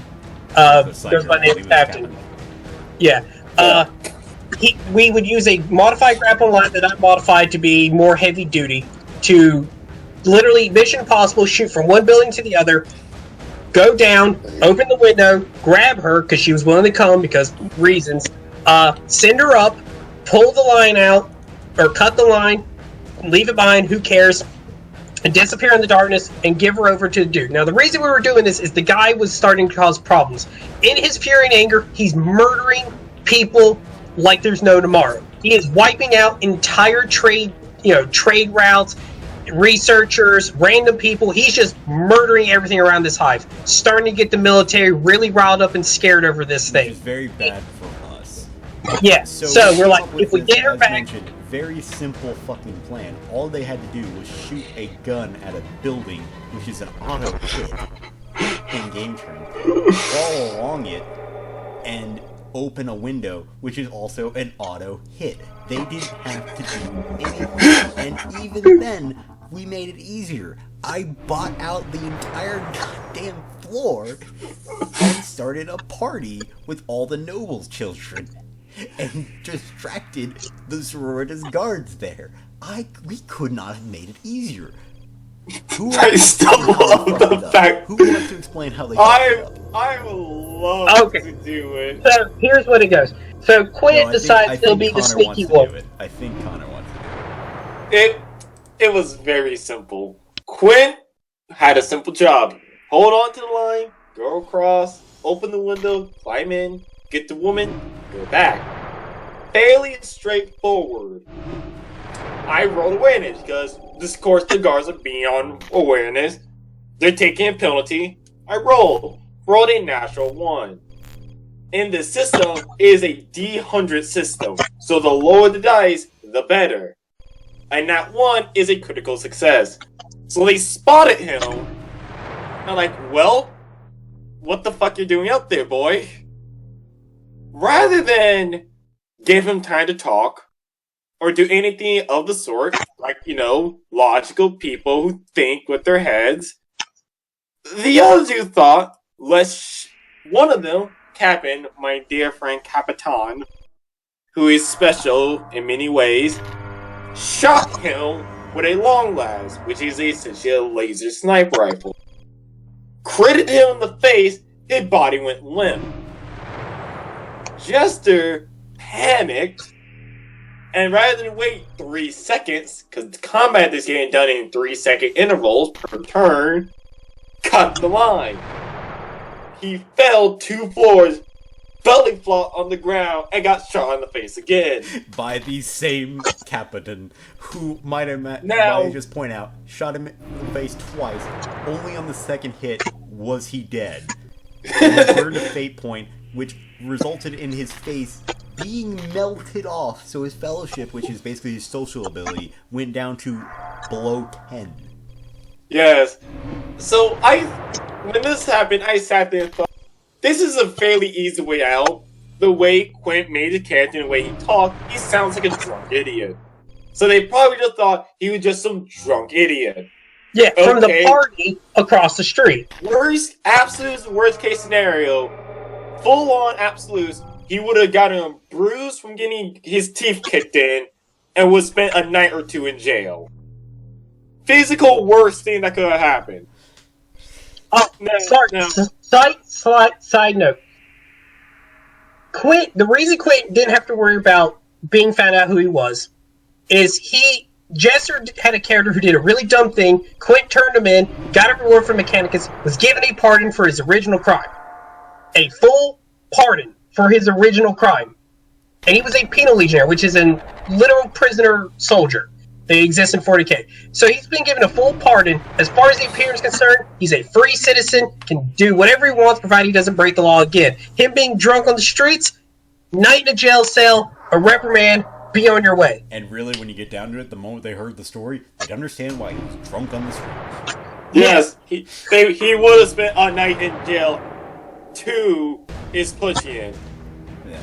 But This yes. was the same day he was given his pardon. And He Same. That's it. There is no reason anyone can argue. Like, even the sternest judge wouldn't be able to understand why he was drinking. They'd still punish him, night. They still punish him, but he wouldn't be, executed. No one would even think about killing him over this.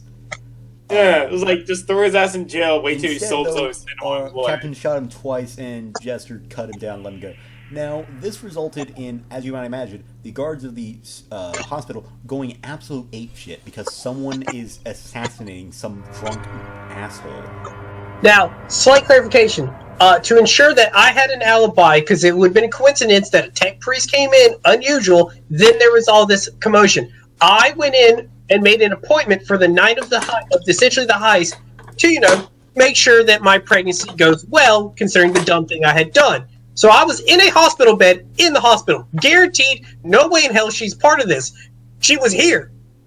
She was here, she was in bed, Yeah. watching soap operas. So, while Quint was dying on the ground, the party was coming to a abrupt end as, the Arbites were coming in.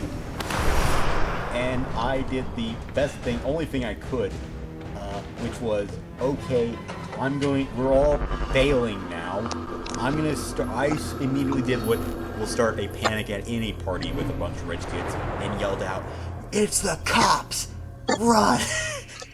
Then I got them all to bolt in front of the Arbites. That's what calls the Arbites and the Sisters to try and round them up and arrest them all, because that's kind of what they do. And during that time, Just a Quint bunch lying on of the crazy ground noble. and was told leave him. I then did not, because he was a guardsman while penal, and so was I. So I felt solidarity between the two of us, and decided, Which end up biting you in the ass later. Roll. Fuck. Yes. Yeah. I've done that myself a few times. Don't feel too bad.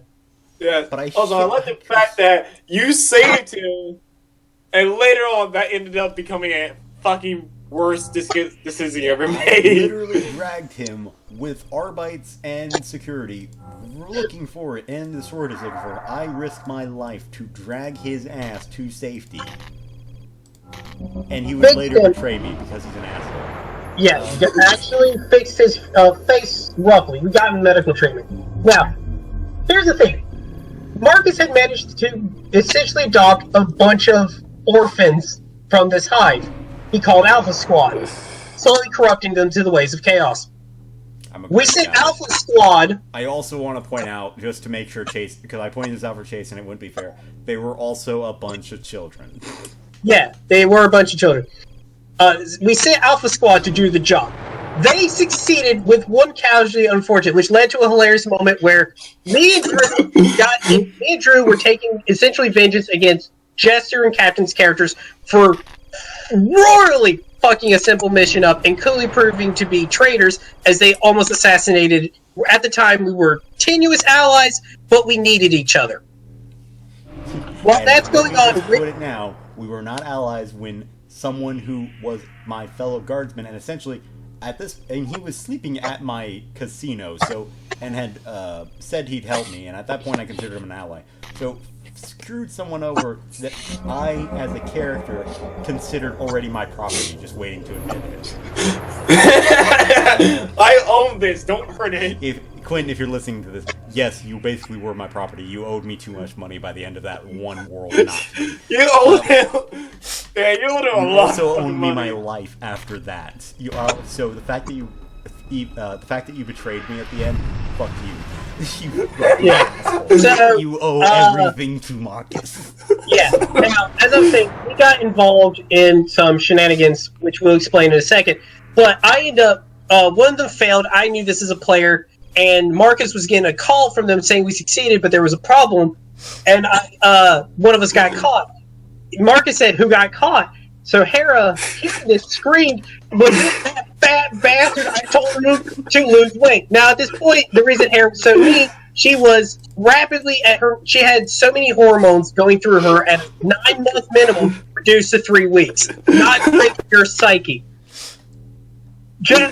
Marcus, they didn't hear what I said. They heard my voice, but they didn't hear the words. They're like, "What's going on?" It's like, "Your mother says she loves you." Now, what happened? We then learned that one of them rolled a nat 100, called Biscuit. Biscuit had a moment of faith. Caught by the sisters, he had a decision: be caught and reveal everything and reveal things to the sisters, or not. Biscuit successfully chose not and decided to kamikaze himself in a blaze of glory and loyalty, killing 3 sisters of battle and himself to ensure that his brothers succeed the mission, like a damn good guardsman. They were the best soldiers as general as I could ask for. Among our friends group server, even children are more loyal to you. Yeah, Biscuit is a goddamn me. These urchins who I met because they tried to rob my casino had more loyalty to me than you, who I dragged away. You are a horrible person, Quint. I hope you know. Now, this, of course, we held over the other players as a NPC squad of children succeeded, yes, with a casualty. With less stats and no fate, they did better than them. Yeah, by a large margin. Successfully. When it is a bunch of urchins like, "Can you help us?" Cause a small... Literally, while 2 others blew something up with grenades that Marcus had given them as part of equipment. I want you to know so much explosives, and they still I loved my children, even though they were all adopted, and I gave them the best equipment. So I gave them equipment that was straight up better than the players. Yeah, I spent a fortune on them. Yeah. So the cause of distraction got it while all the guards were going to see this, because this was the next day after the shootout. Clearly, high alert. Go check that out now. They bull rushed in with everyone, managed to get past the sisters, literally busted open the door, grabbed the woman, the full-grown woman, ran out, got caught on the way out. Biscuit did his whole thing. Everyone else got away scot-free. Things stopped. Now, here's the problem. The kerfuffle that me and Drew got in was men successfully captured 2 other players. Now, Captain was playing a psyker, and said we got our hands on something called a null rod, which is supposed to make psykers really hard to use their psykery bullshit. Unfortunately, in game terms, that just means they are mildly inconvenienced by this rod that in lore, a single one of them causes them to be unable to use powers, or perhaps a significant mind drain at best. Unfortunately, this was, even though I shoved it up a very sensitive place, didn't help. Now, it turns out Captain had been working for a strip club for just money, places, and stuff. Turns out the strip club owner, big champion of Slanesh, a rival Slanesh cult that we knew nothing about. That turns out that got really pissy that one of his girls was jacked. Now there have been a few murders beforehand from other things. We were literally not involved. That was the Dark Eldar that I mentioned earlier. Yeah, we were not involved. So he's a little paranoid. Comes in with the most heavily armed motherfuckers of NPC. It was 3 guys! Straight up stormtroopers, if anyone knows the 40k. Came in with stormtroopers equivalent. Yeah, and had a plasma pistol himself. So, he had a heavy stubber. He came in with a, what was it, a heavy stubber? Yeah, heavy stuff, something like that. Either way, both he and Marcus are support characters. Marcus gathers a bunch of troops to stand in front of him, take bullets for him, and then stab the enemy with numbers. I build shit. I have a weapon. We were not in any... Like, we were just in a warehouse that I owned with them in locked cages, basically. It was nowhere near a battle that we were winning. But... we were able to hold them off for a couple turns and eventually be able to do some talks. Unfortunately, the Psyker immediately said, kill them. And for some reason, the champion of Slash was okay. So you know what? I'll listen to the hoe. And to the voice in his head that just appeared out of nowhere, said, kill them. He was a champion of Slash. He hears a lot of voices. Yeah, that's fair enough.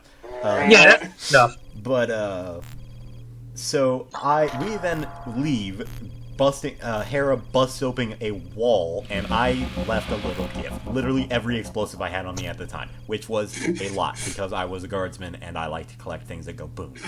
All your characters like to go boom! Yeah. So... My current character doesn't have a single explosive on her. So yeah, we detonated. Now at the time, Connor had a house rule that if you burn to not survive, you can pray to your god for some fun. Jester was Nurgle. Unfortunately, he technically lied to Nurgle, and Nurgle doesn't. And Nurgle was like, "You weren't honest with me, boy. I'm going to punish you." He just rolled poorly for his prayer to get Nurgle to fuck up. So we got away. Half the players are dead from explosions. 3 players are alive. 1 in medical, but that'll be fine.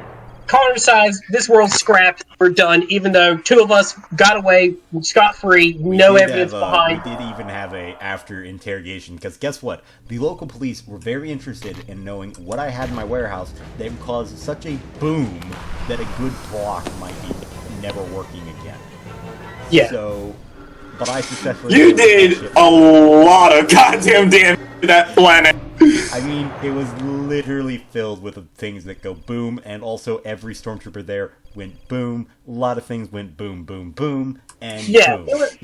It was bad, but we were confident that Drew could literally, with a target 100 and something, a near unfailable ability to just lie to the cops successfully. And I did. Yeah. So we were like, I pulled it off great, because all that happened was, hey, we'd like to talk to you about your warehouse blowing up. And I just simply said, I didn't know, I wasn't aware of this, so yeah, I'd very much like to know what exactly happened to my warehouse. Well, we wanted to talk to you about that. I didn't know it blew up, so you're gonna did you tell me about it? Yeah.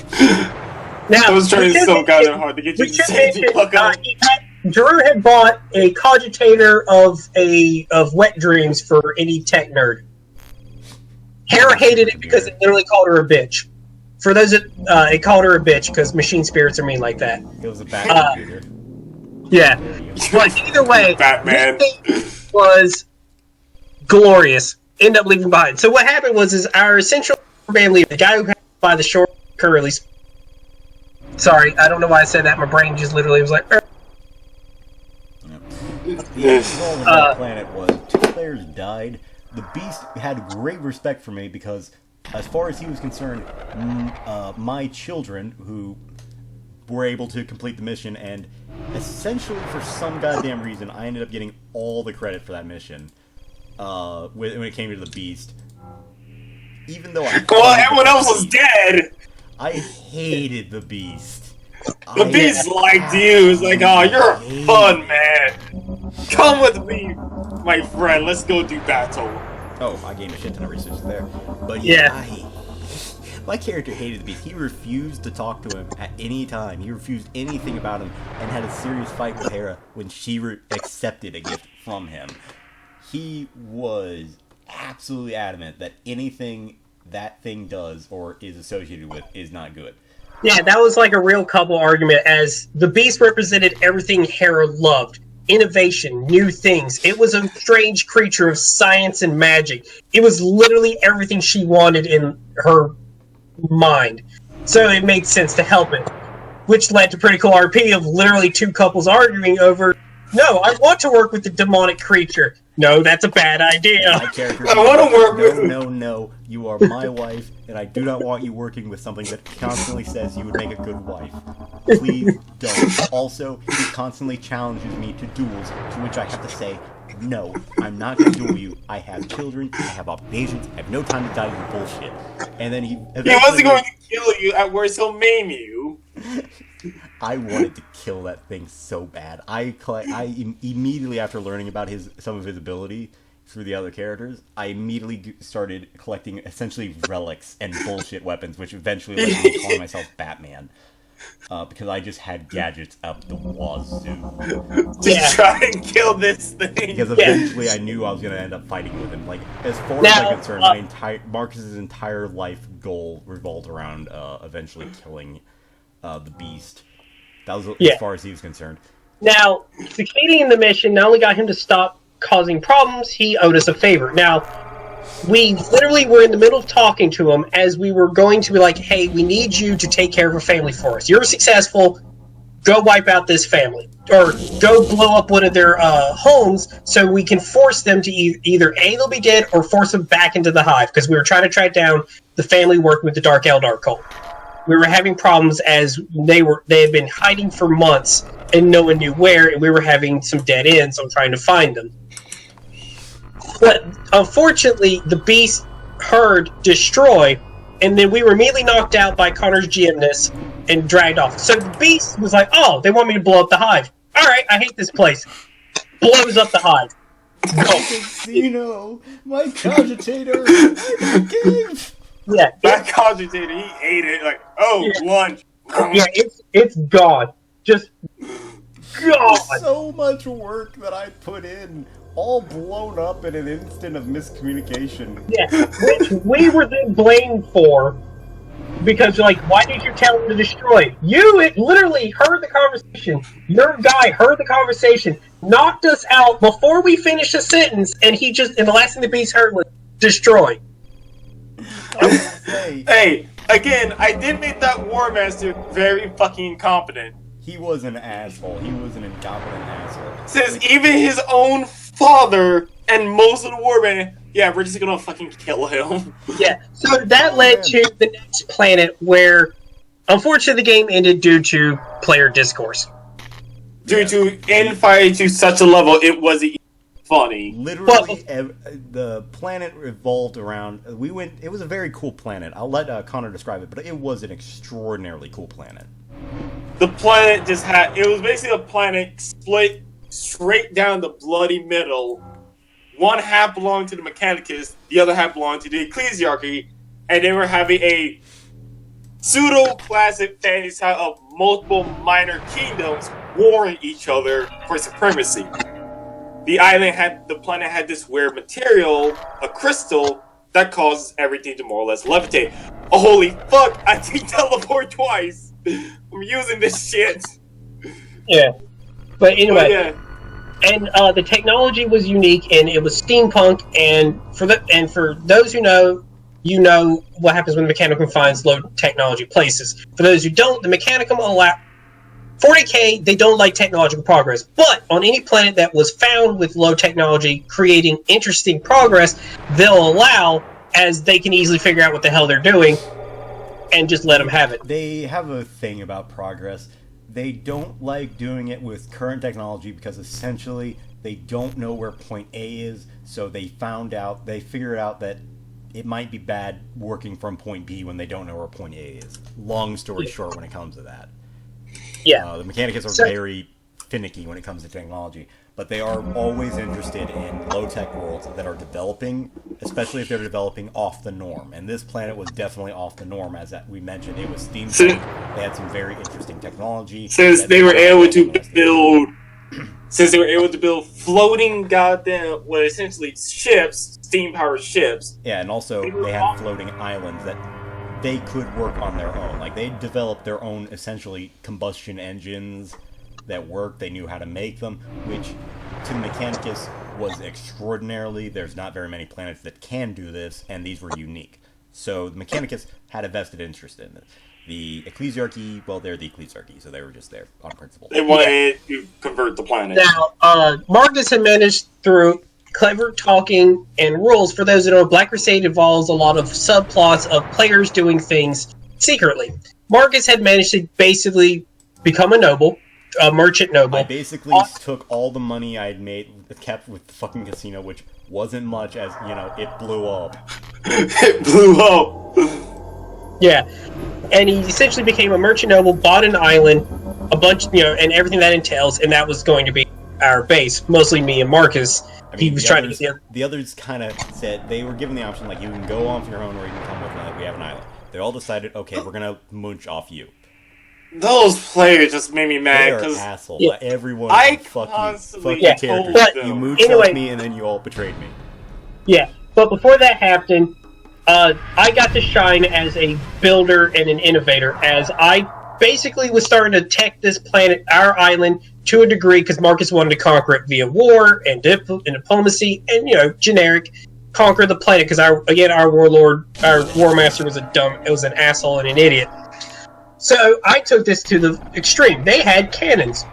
Pretty cool cannons. I created a semi-auto cannon, which was already faster shooting and more advanced than anything else on planet. I did this literally in like 2 days of seeing it.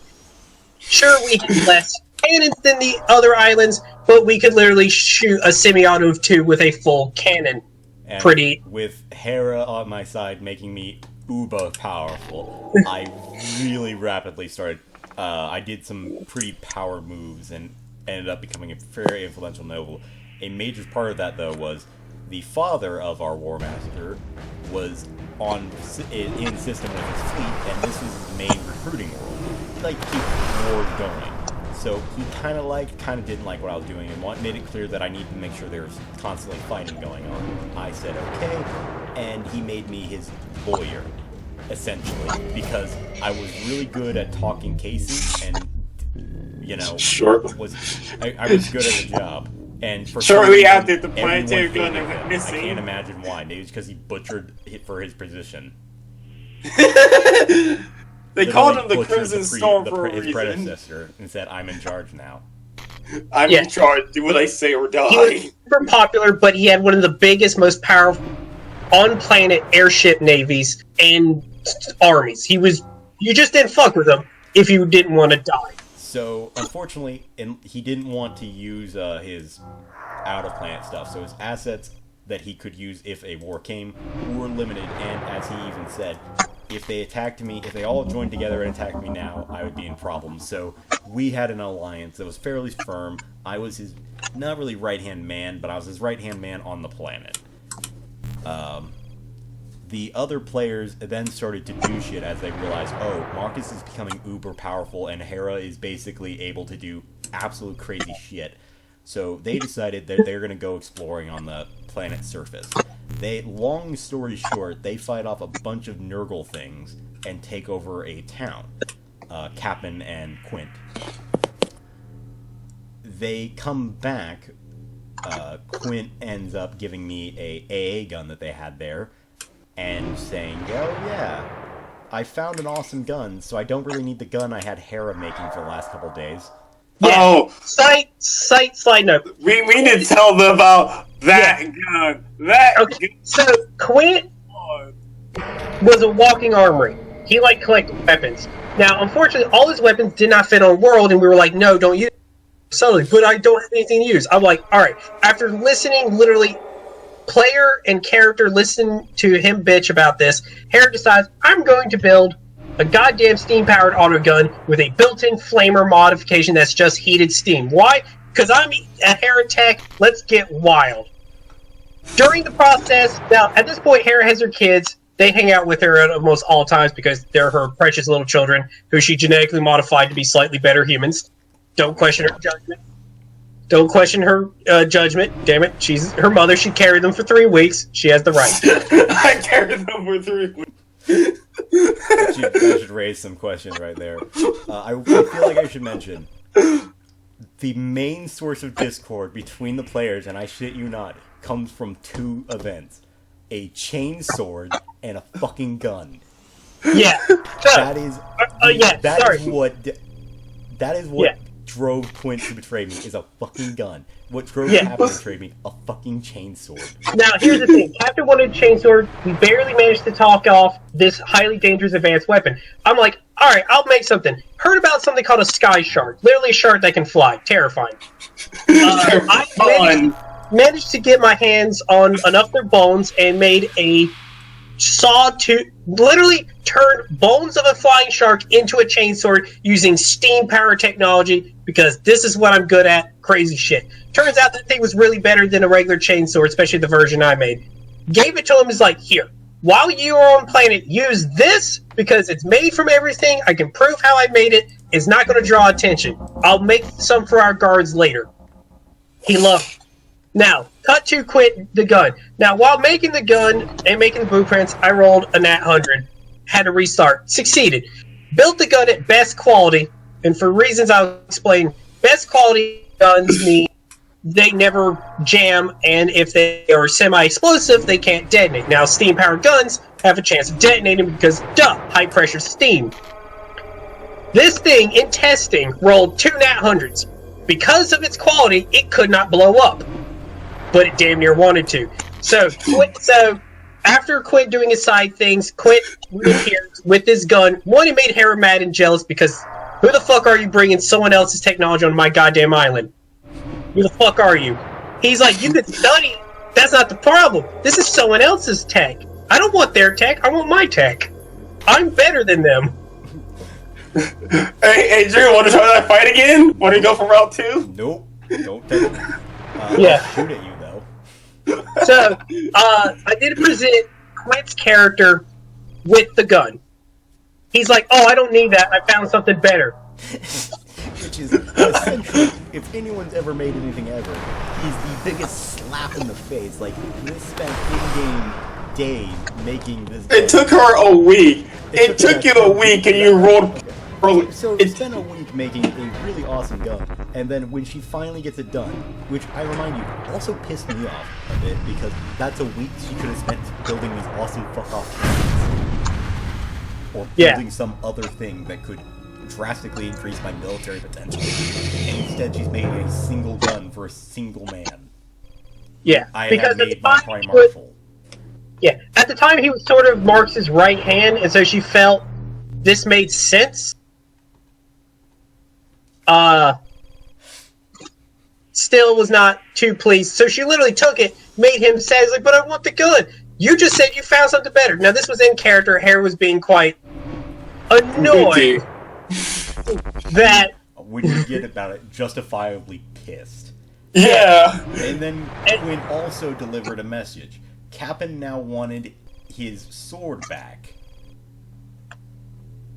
Yeah, because when he went to take over the town, he didn't take any of his equipment. So he literally left all his stuff back in Marcus's house. Which we were okay with giving, except for the sword, because I made it clear, it's like, okay, we'll give you this chainsword back, but you have to give us the chainsword that Hera made for you. I don't want it. Fuck! I didn't mean to do that. Ah! Here, have resources. Have one. Here's a servo skull. Here's a single servo skull, brother. But, Yeah. So, he said, fuck no, and I'll go to war with you. Which, I have to say, I thought was cute. Because, again, remember, one village versus, at this point, an island that I had been decking up for military to the point where I'm going to invade several other islands at once. I was not afraid of some fucking island. Though everyone was determined to say that everyone believed that I was going to attack him, and I made it very clear, I'm not. He's a waste of my time. He's on the ground. I have nothing on the surface. I'm dealing with, like, the owner of the planet. I'm dealing with people with spaceships. Why do I give a fuck about some guy in the forest? Some swamp dude. Why would I care about some swamp dude? Yeah. Now, I'm I will still say the mad. reason he didn't want to give up the sword, it was vastly superior to a bog standard chain weapon. Which, Because it was custom built and by Connor's rules did some pretty cool things. I mean, by the rules of the game as well. They have the custom. If Yeah. you custom make a weapon, Yeah. you're able to do custom things, which make them usually better. It depends Yeah. on the rules. But Yeah, this I was rolled vastly 12 superior to a this. chain sword, which is why I kept saying, well, if you want your chain sword, which will increase our subtlety because this is technology that's not on the planet and not allowed on the planet, then you have to return your other sword, which is better and can be given to, as I thought at the time, my heart marshal, who's loyal and would never betray me, bastard. Yeah.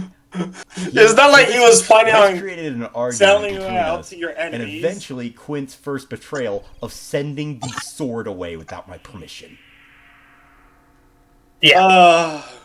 which resulted in me revoking all of his privileges as a High Marshal. He was a High Marshal in title only with no privileges now. He was forbidden from sending anything without my permission or doing anything without my permission. Oh man. I still guess this love the took away fact any that- rights he had to do things on his own at that point. I still love the fact he sold your ass out He for sold my a ass down a booty river. call and a house. Yeah, he sold my ass down a river. So at some point, he was given the offer. It's like, okay, join the basically the Kornite military of the Imperial Guard, and which is staunchly enemy of Slaanesh. So if he joined them, he could not be with me, simply by virtue of that. But instead of, joining the guy who's literally saved his life, who's fed him, who kept care of him, who got the police off of him, was there for him for every step of the way through this horrible life of his, except for his penal life. And Yeah. really his only friend since he left the Penal Legion, he joined the King of Blood and Skulls. Why? For a house. Yeah, because For his a whole house, character which I motivation had was he already would. given him. Yeah, see, turns out Quint's character wanted a house and a family of his own. That was his end goal for some reason. Alright, fine. Chaos for that, whatever, don't care. I mean, That's when you your think about it, it makes motivation. sense. He was a penal legionnaire, and they get Yeah. nothing. So getting out of Yeah. the Legion and then having a house and family of your own—that is really the dream. Yeah, it made sense. So essentially, he was getting jealous of Marcus and Hera because essentially he had literally what he wanted. Marcus had a house and a family. By the way, Hera ended up having 4 kids because Connor rolls weird. Mark, I mean, it's what Don't happens. fight. It's what happens when you start fucking with the genetics. Yeah. So it was a little. No, I meant roll weird because you rolled 4, and I was like, well, okay, whatever. But yeah, it is kind of Hera's fault. So we essentially had a family, 4 kids. We were starting to corrupt the out of paranoid. Now, at one point, Quint had added a friend. This friend was so good at RPing that it made Hera and Marcus so paranoid he was going to backstab us instantaneously and take over everything we worked for. We were plotting his death. That's how good of an RP he was. I made it very clear that we were not going to be the ones that did the first pull, because I was still worried about the War Master realizing I was planning to train him. So I wasn't gonna kill him unless we had a reason to. But I had several plans to kill him and was waiting for him to betray me. Yeah, he was that good of an RPer. We were legit paranoid over Out him. of character, he did not want to betray us, and he didn't want to come off that way. In character, he was so fucking gonna He betray us. barely showed up to the game. He was there for Yeah, one he- session. But Yeah, he was that one terrifying to me. session. He was terrifying to us. He was by far the biggest threat when it came player-wise. We didn't give a shit about Captain and his screeching in the swamps. Yeah. What we did know was that Swamp people. Captain and Quint had both sworn their loyalty to basically the same guy I was the right-hand man to. And for some reason, they thought that this was enough. That because they were friends with him, he would immediately side with us, either militarily with the planet base or just, with the void ships. To which, to this day, they kept saying, "Oh, we would have kicked your ass," to which I laughed at every time. Because I had just... got a shit ton of goddamn blacks. Right as the game ended, I had literally just won a war without firing a shot and had tripled my military size, which was already enough to take 2 other islands by themselves. Yeah, and while the Navy fleet was massive, I was in the middle of retrofitting every ship with the Hera cannon, a semi-auto cannon firing way faster, while at the same time having a secondary production creating 4-hour soldiers by chain swords out of the shark bones, as I told them, "Go hunting, you bastards, and get me my goddamn material." Hera was not pleasant to the employees. No. She just wasn't. No, she was not. Actually, we had a fairly large navy, fairly large army, and they were, as time was going on, becoming more and more better equipped. We already had a fairly advanced army. We could crush just about any force on that planet. The only one that we couldn't probably was the guy they'd sworn loyalty to, and even then he admitted if I had led a coalition, or if there was a coalition, and especially if I had been in charge of it, unless he was going to use the space assets the void assets he has, which he really couldn't because his son was in the system, and dedicating them to planet-wise would have been a bad idea. He just probably wouldn't have been able to win. Yeah. Or it would have been a tough fight. He would have loved it no matter what.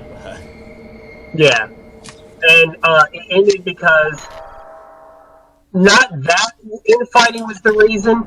It was the fact that everyone but me and Drew felt that they weren't being allowed to do whatever they wanted and have screen time and character growth and development, even though literally many times both of us were like, leave the damn... But Hera owns the ships, not the ferry barge. About to say, the ferry barge. And also, I routinely say, I have a ship on standby for the sole reason of, hey, if anyone needs to go anywhere, just ask me, I will let them go. I don't care. If anything, I was actively at all points in time encouraging them, and at some point begging them to leave my island. Yeah. I don't want the artist who is making art and constantly making me feel like he's going to kill me and take over my ship on my island. I don't want the Core Knight on my island who nearly killed the head of my guard. I don't want any of these people on my island. Please get off. That was my relationship with them. And they kept bitching that I wasn't doing I wasn't letting them do shit, and they all wanted to betray me because of it. But I didn't be a better boss. I don't know what I did wrong. Yeah, Drew essentially was telling the players, before you go off and do something, let me know, because I will be damage control. That's why he said you need my permission. In character, he said permission. Out of character, he's like, I just want to know, so if something happens, I know what you were doing, and I can immediately start PR campaign to save our asses.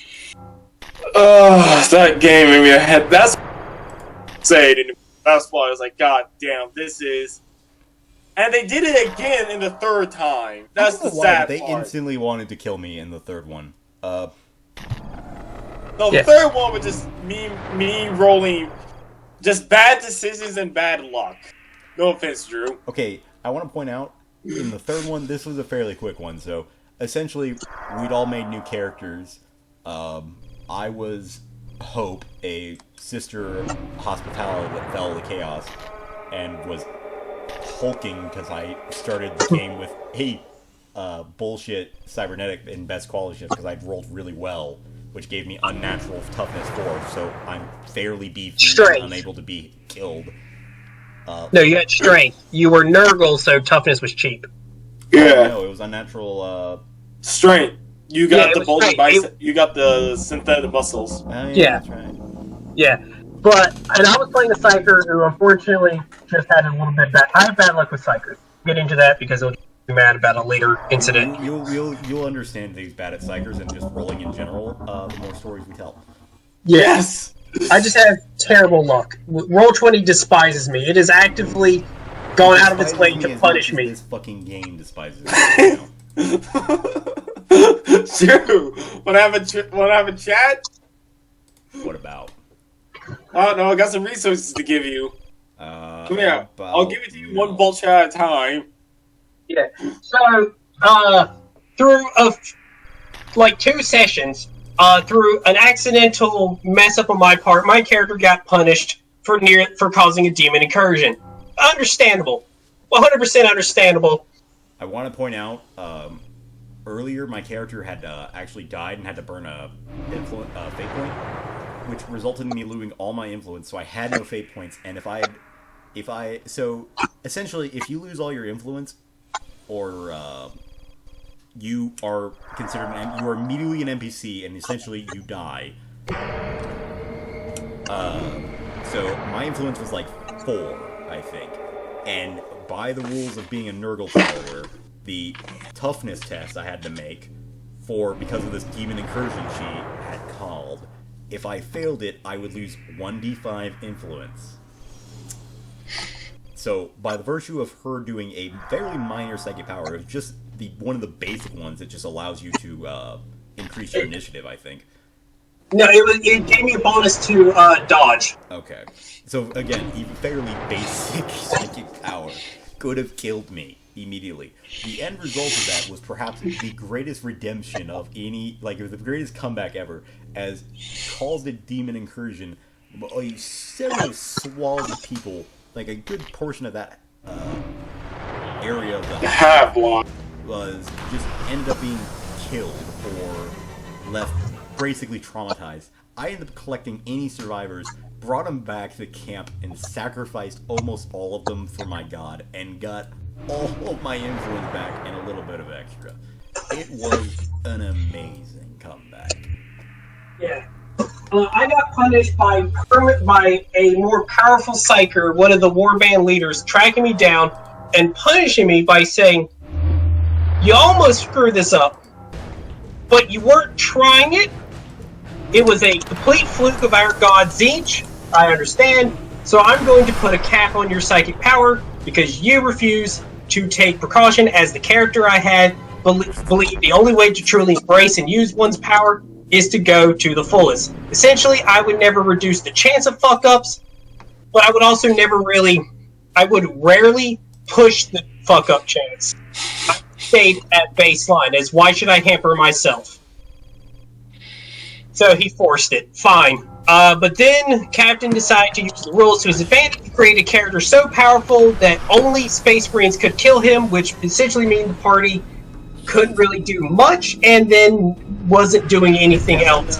Captain had read the rules between our Black Crusade games and realized something a little detail. I won't say it for the sake. I recommend we don't say it for the sake of any other GMs out there who may run Black Crusade and their players may hear of this little exploit.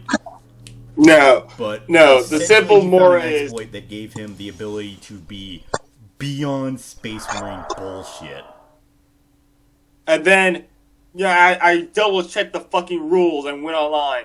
It's 1. They get fucking 1, not several. You. But man, yeah, annihilate your children. Fuck. Children. I just wiped out most of your life. Yeah, but again, that was mostly due to Black Crusade has weird wording sometimes and gets a little confusing. Yeah, as all the GW books tend to have, occasionally there are just some things that are wordly written or aren't clearly specified. In that case, he exploited something that was not clearly specified and made a character that sort of a Death Watch kill king wasn't going to probably take him down.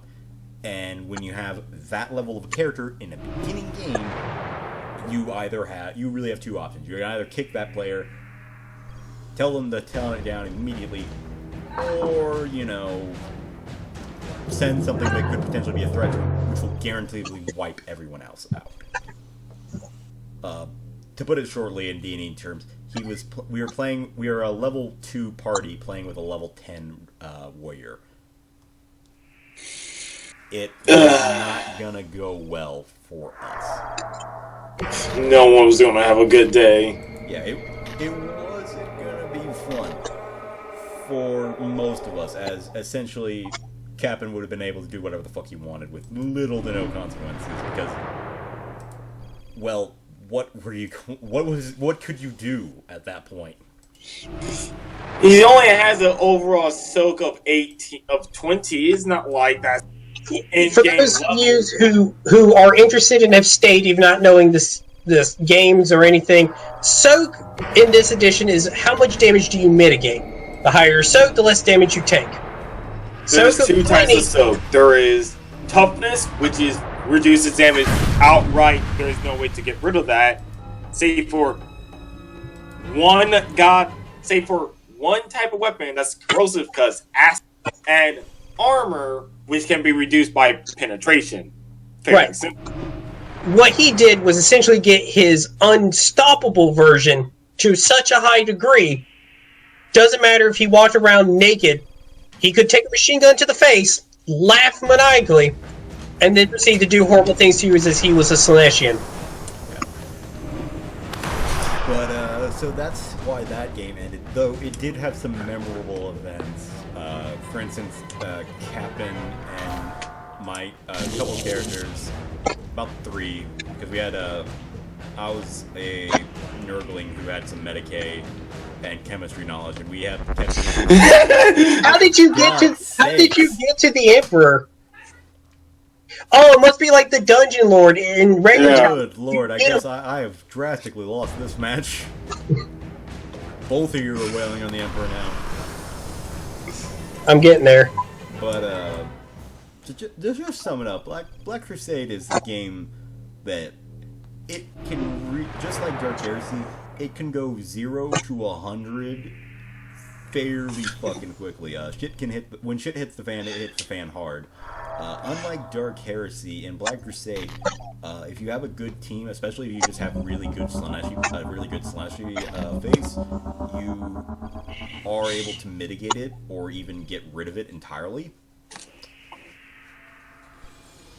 Yes. There was in Dark Heresy, there have been plenty of times where, as a face character, I haven't been able to talk my way out of shit, or shit's just gonna happen because there is no way you can talk yourself out of it. In Black Crusade, I've yet to come to a solution that isn't beneficial to me in one way or another. Yeah, Black Crusade gives you plenty of rules and options and abilities to literally talk your way out of any damn problem. You could literally be caught with a knife in your hand, blood, and a dead corpse, and you could talk your way out to a complete acquittal. What do you mean I stabbed a man? I never stabbed a man. I found this knife. I was trying to save his life. It's very D&D oriented in that regards, where the bard can talk his way out of anything, and in Black Crusade, the Slaaneshi apostate can talk his way out of anything, more or less all the time, until he starts running into high-level characters that have high-level scrutiny, so they can see shit. Especially because of the roles I had. The moral of the story is, I don't run Black Crusade for my friends because you should. They were great. Unless I fucking watch them like a goddamn hawk and constantly tell them no. The moral of the story is, we probably will end up. I will say this now. I find it highly unlikely that you won't run another Black Crusade game.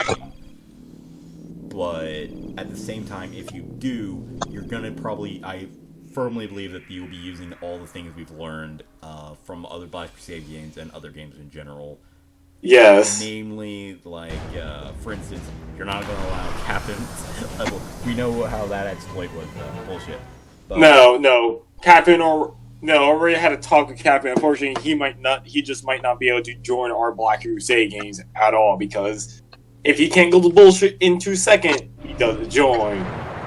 Because the new one I'm running, I told him he cannot have the cranial implant. It gives him unnatural intelligence 2, and the secondary heart that gives him unnatural toughness 3, and so he didn't join. I mean, if you're playing as a heretic, you can't even get those starting out. There's a limit to the ones you can get. No, you can. Yeah. It says any good. The rule is it doesn't matter. It's rarity or anything. Just any 2 good. Because I even asked. Now, again, the server arm, which is a damn you, fucks people up. I even asked Connor, can I have it? Connor misinterpreted what I said and looked at the wrong thing, was like, oh, that's not too bad, you can have it. And then when I hit an NPC enemy who had charged me and one-shotted him, he's like, the hell is this? And that's when he got paranoid that I would do it. Now, explaining why, because I actually don't... I have about 30 minutes before I have to leave. Explaining why I would never use it as a mainstay weapon lies Jester. Jester is our Aussie player. He's a different Aussie from the old man Henderson. Yeah, great person, good RP, good player, just has some random luck. Either things will go gloriously in his way, such as hiding in an empty cell essentially from a bunch of Arbites as a psyker, to dying horribly within 30 seconds from a 2-year-old. He's Aussie. He has experience running away from lawful authorities. Yeah.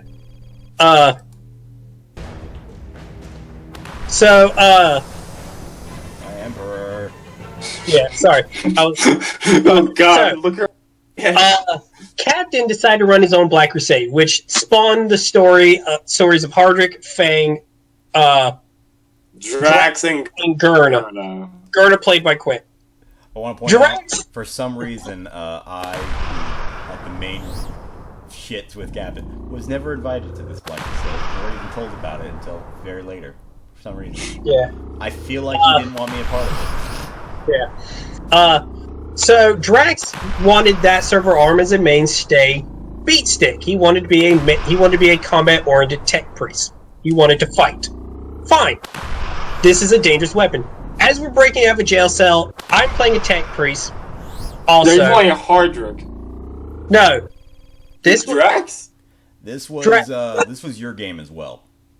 Oh yeah, in your game when I was here, he was a tech priest before he got We before tend he not to trained remember it because he literally died session 1 or 2. One. That's right. This is the session 1 story. Drax was just unlucky because he was statted properly. He was just unlucky. This is the guy who wanted to use this is literally the perfect scenario. In the before the reboot, he was someone he was a psyker that was able to roll such bullshit that he hid in a cell with 2 Arbites looking for him, with nothing to hide under except a bed without a mattress. In the reboot of that game, he was a tech priest who was very well statted, very well equipped, and got absolutely fucking annihilated. What a shot! Here's Literally out of that room with a servo arm going, killed one of them, and then got absolutely gunned down. Yeah. Well, here's that event where he got gunned down, because that's right. Because he burned to survive, and this is the character that made Quint's gun go super corrosive and just terrible. He tortured this machine spirit in ways that even Hera was like, "You're a monster." We'll get into that later. It's bad when even Chaos says you've gone too far. Yeah. So here's the thing: we're in 2 tech priests in a jail cell. We have a collar that prevents our mechadendrites from using, because we have 2 very dangerous mechadendrites. Also, we're tech priests. We could break our way out of a jail cell as any kind of electronic jail cell super easily. Don't tell the people that control all technology, stay in an electronic jail cell and not break out. Managed to get his collar off. He's like, do you want to try it? Really hard test. Jester has sometimes Jester rolls great, sometimes he rolls poor. I decided, you know what? Let's not risk it. This could lobotomize my character. Okay. First off, I want to clarify, that was not your reasoning at the time. You simply said, Don't lie! I don't want to get involved in a fight, and then quietly said, oh, yeah, and also, if the fighting happens, only you, like, if it goes well, I can escape with you. If it doesn't go well, only you die. Okay, yes. Don't try and make it sound like you were worried about being lobotomized. That wasn't even on You ass! It wasn't attached to your brain. You're creating bullshit. Alright, yes, fine, you caught me. I was trying. I tried. Rolling that one. But anyway, so broke him free. He got out, tore an NPC in half. Just obliterated this dude. So every Arbite decided no longer did we try to stun him with a shock baton and just beat him back into unconsciousness. Gun him down. Gun him down now. He got blown apart. I slipped out of the jail cell. As other things happened. You're a melee-oriented character. People with shotguns are not your friends. Yeah. And he slipped, and while he was being gunned down, Connor, again, reboot, same idea. They're coming in for a raid. We'll be grabbed and told, join or die. I get out. Marcus lies his way out, convinces the guard as an ex-Imperial Guard sergeant, let me out of my jail cell. Sergeant, I was a colonel, you damn bastard. Colonel, that's right. I'm sorry, I was Colonel. the leader of a regiment. That's right. I am actually sorry. He was a colonel. Convince them to let him the fuck out to lead the defense against whatever's raiding us. Which, I have to say, this should reiterate the bullshit you get away with. I'm about to say, I literally convinced my jailers to not only let me out, but lead an armed force in a counterattack, which resulted in somehow our formation looking of all my forces with guns looking over in basically a chasm of the Arbites while they were getting ready to propel a boarding force. It was a glorious slaughter. Yeah, it was not great for the Arbites as they realized they were sadly tricked by the Silver-Tongued Devil. They really I literally just... God, I can't believe it. We shouldn't have trusted the guy we had in prison. Yeah, I literally just walked out of the jail cell that Jester had ripped, walked out, and was slowly making my way. The long way to find Marcus is like, I know him, he's on this ship, and eventually just walked up to Marcus as he's slaughtering men. Like, what are you doing? Killing the Arbites? Cool. What happened to the other... Marcus asked, what happened to the other tech priest? Harry's like, oh, dumbass got himself shot to death. Y'all just assholes. Hey. We only knew each other. Like, our Marcus's and Harris's backstory is fairly simple. She was the tech priest assigned to my regiment, and any alien tech we got, we would just sell to her, which got me more money, and I provided it to my men, which made all my men love me loyally. But eventually, we got caught, and I took the hit for everything, but I wasn't really able to take the hit for Hera as well, because... obviously, she was the one buying the shit, so... Yeah. We both... I just want to just say this. In all the Black Crusade games I've heard, my character was relatively the second nicest person in all of Black Crusade. Extraordinarily nice. You murdered several players. He took the blame for his entire regiment. Like, his entire regiment could have gotten exterminated. You also murdered several players. I have not killed one. All those players betrayed me. We literally did a story that involves all of them betraying me or killing something that I can... trying to kill my... That reminds me. Connor was getting tired that we were all buddy-buddy and working well. So, Connor, in his boredom, had Hera's god, the god of lies and trickery, convince her that Marcus was going to betray her. The one person she trusts in this world, because immediately... I want to point out, Connor immediately retconned that, because even he was like, this is bullshit on level being on. Yeah, and I sell legit bads. I don't like killing player characters because of my own personal reason. But he managed to convince Hera, and Hera's thing is she will betray people that she feels are not worth it. Like, the moment you're useless to her, she throws you to the side. That's literally her flaw. Marcus had never proven that.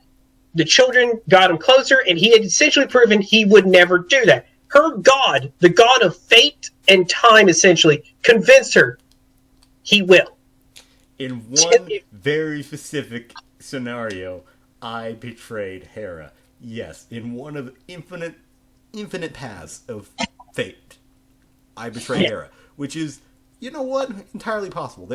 If you have literally infinite scenarios, there is definitely one out there where Hera and Marcus betrayed you. There is infinite out there of you doing it. If it's infinite. Yeah, there's definitely a part. Hera didn't want to believe, but when the god of fate shows her, and she cannot find a logic, because she prided herself in her logic, could not find a solution to this bullshit, because it's essentially it's essentially a Time Lord explaining time travel to a primitive. They'll understand the basic idea of moving forward and back, but not how to figure out how they can change time without crumpling time without destroying time itself. Essentially, everything Doctor Who does, Zinch does. How do you? This is also Chaos's favorite trick. They show you a future that will only happen if you do as they say. This is how they made Horus fall, more or less. Yeah. But they essentially showed Hera something that would happen if she did what they wanted. Now, they didn't lie, this is the future. Now, they just forgot to mention, if you don't do as we say, the future will be drastically No. different and brighter. No, if he did what Zeke said, Marcus would have been dead because of Eldar poisons. Horrifying death. A horrifying death. Also, Yeah. it disturbed me greatly how easily it was for you to set that up. Yeah. Even though you retconned that, like, literally minutes into deciding you guys were gonna do it, the fact that you were able to do it so easily disturbed me greatly. Though I want to point out, Monkus was given the same offer by his god. Everyone was given the same offers so no one could bitch at me. And then I immediately told my god to stuff it. Like, I was unwilling to betray both Quint and Hera. In fact, I and they were all willing to betray you. Suggest betraying Hera, I will find a way to kill you. Don't touch her, don't fuck with her. Yeah, I forgot to mention, Quint got the same thing from I think Korn was talking to him because he'd been doing more... Zeke. All of Zeke. That motherfucker. Yeah, so Zinch convinced Quint, and Hera knew Quint was dangerous. So Quint trusted me with his stuff. So I put a bomb in his favorite gun, a gun that he bragged about constantly. Put a bomb in it. Gun. Literally, as we were planning out, Quint got caught setting up a betrayal by the urchin For some reason, squad. I didn't trust him after the whole chainsaw debacle, and I had one of my orphan So children. he had the Alpha Squad, the urchins, who had been sneaking throughout this entire castle, had a secret base that two people, me and Marcus, knew about, and were watching him. They overheard him betray.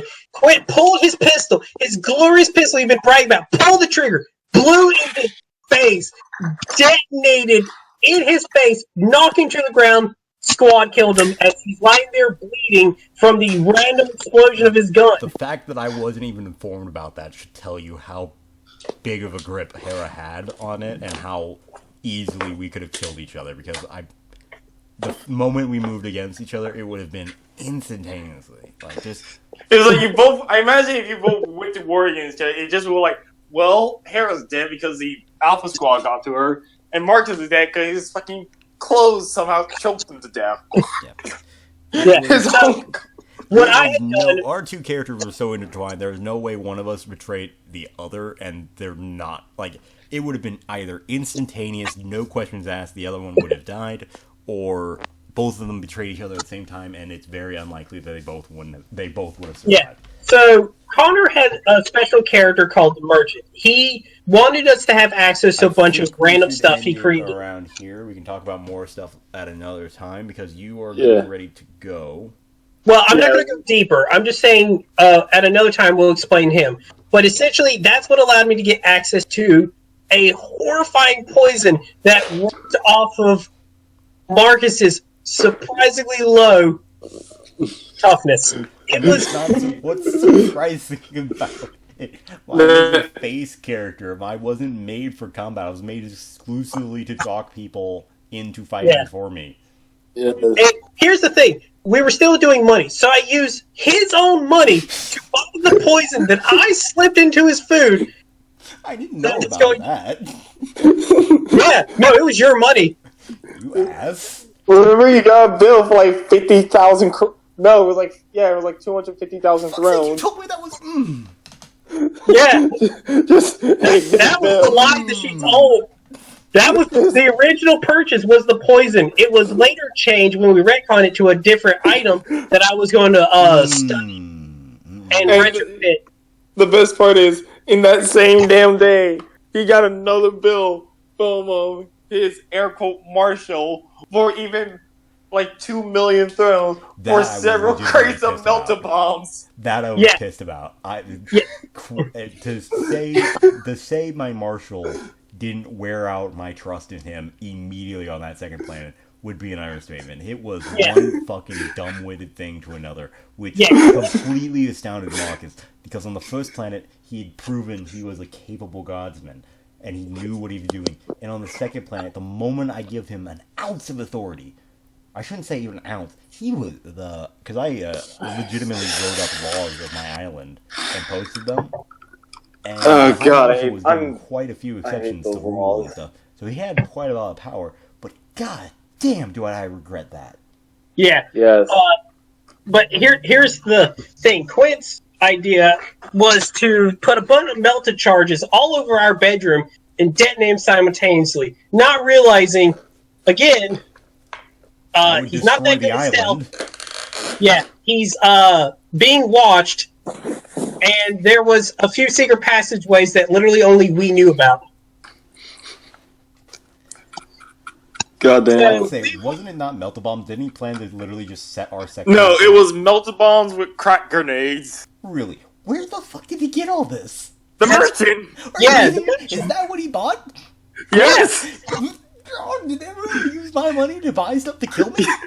Yes. Because I was told Yo. he bought a gun. Your own kids fucking rob nobles daily, and then still use money you gave them to buy shit from the merchant and send you the bill. I mean, I yeah, told my give kids it they to can Dad. do that.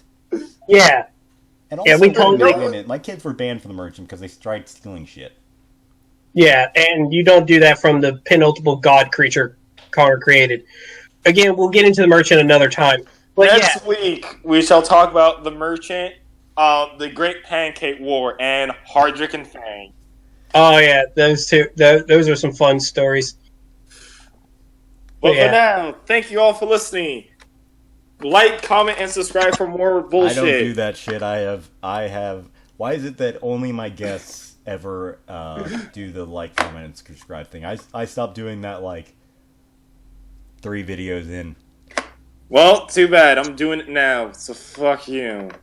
Yeah. The joke's on Don't you. you have- I ended the recording you 10 have- minutes ago. Haha. Well, lying. damn it. I'm lying.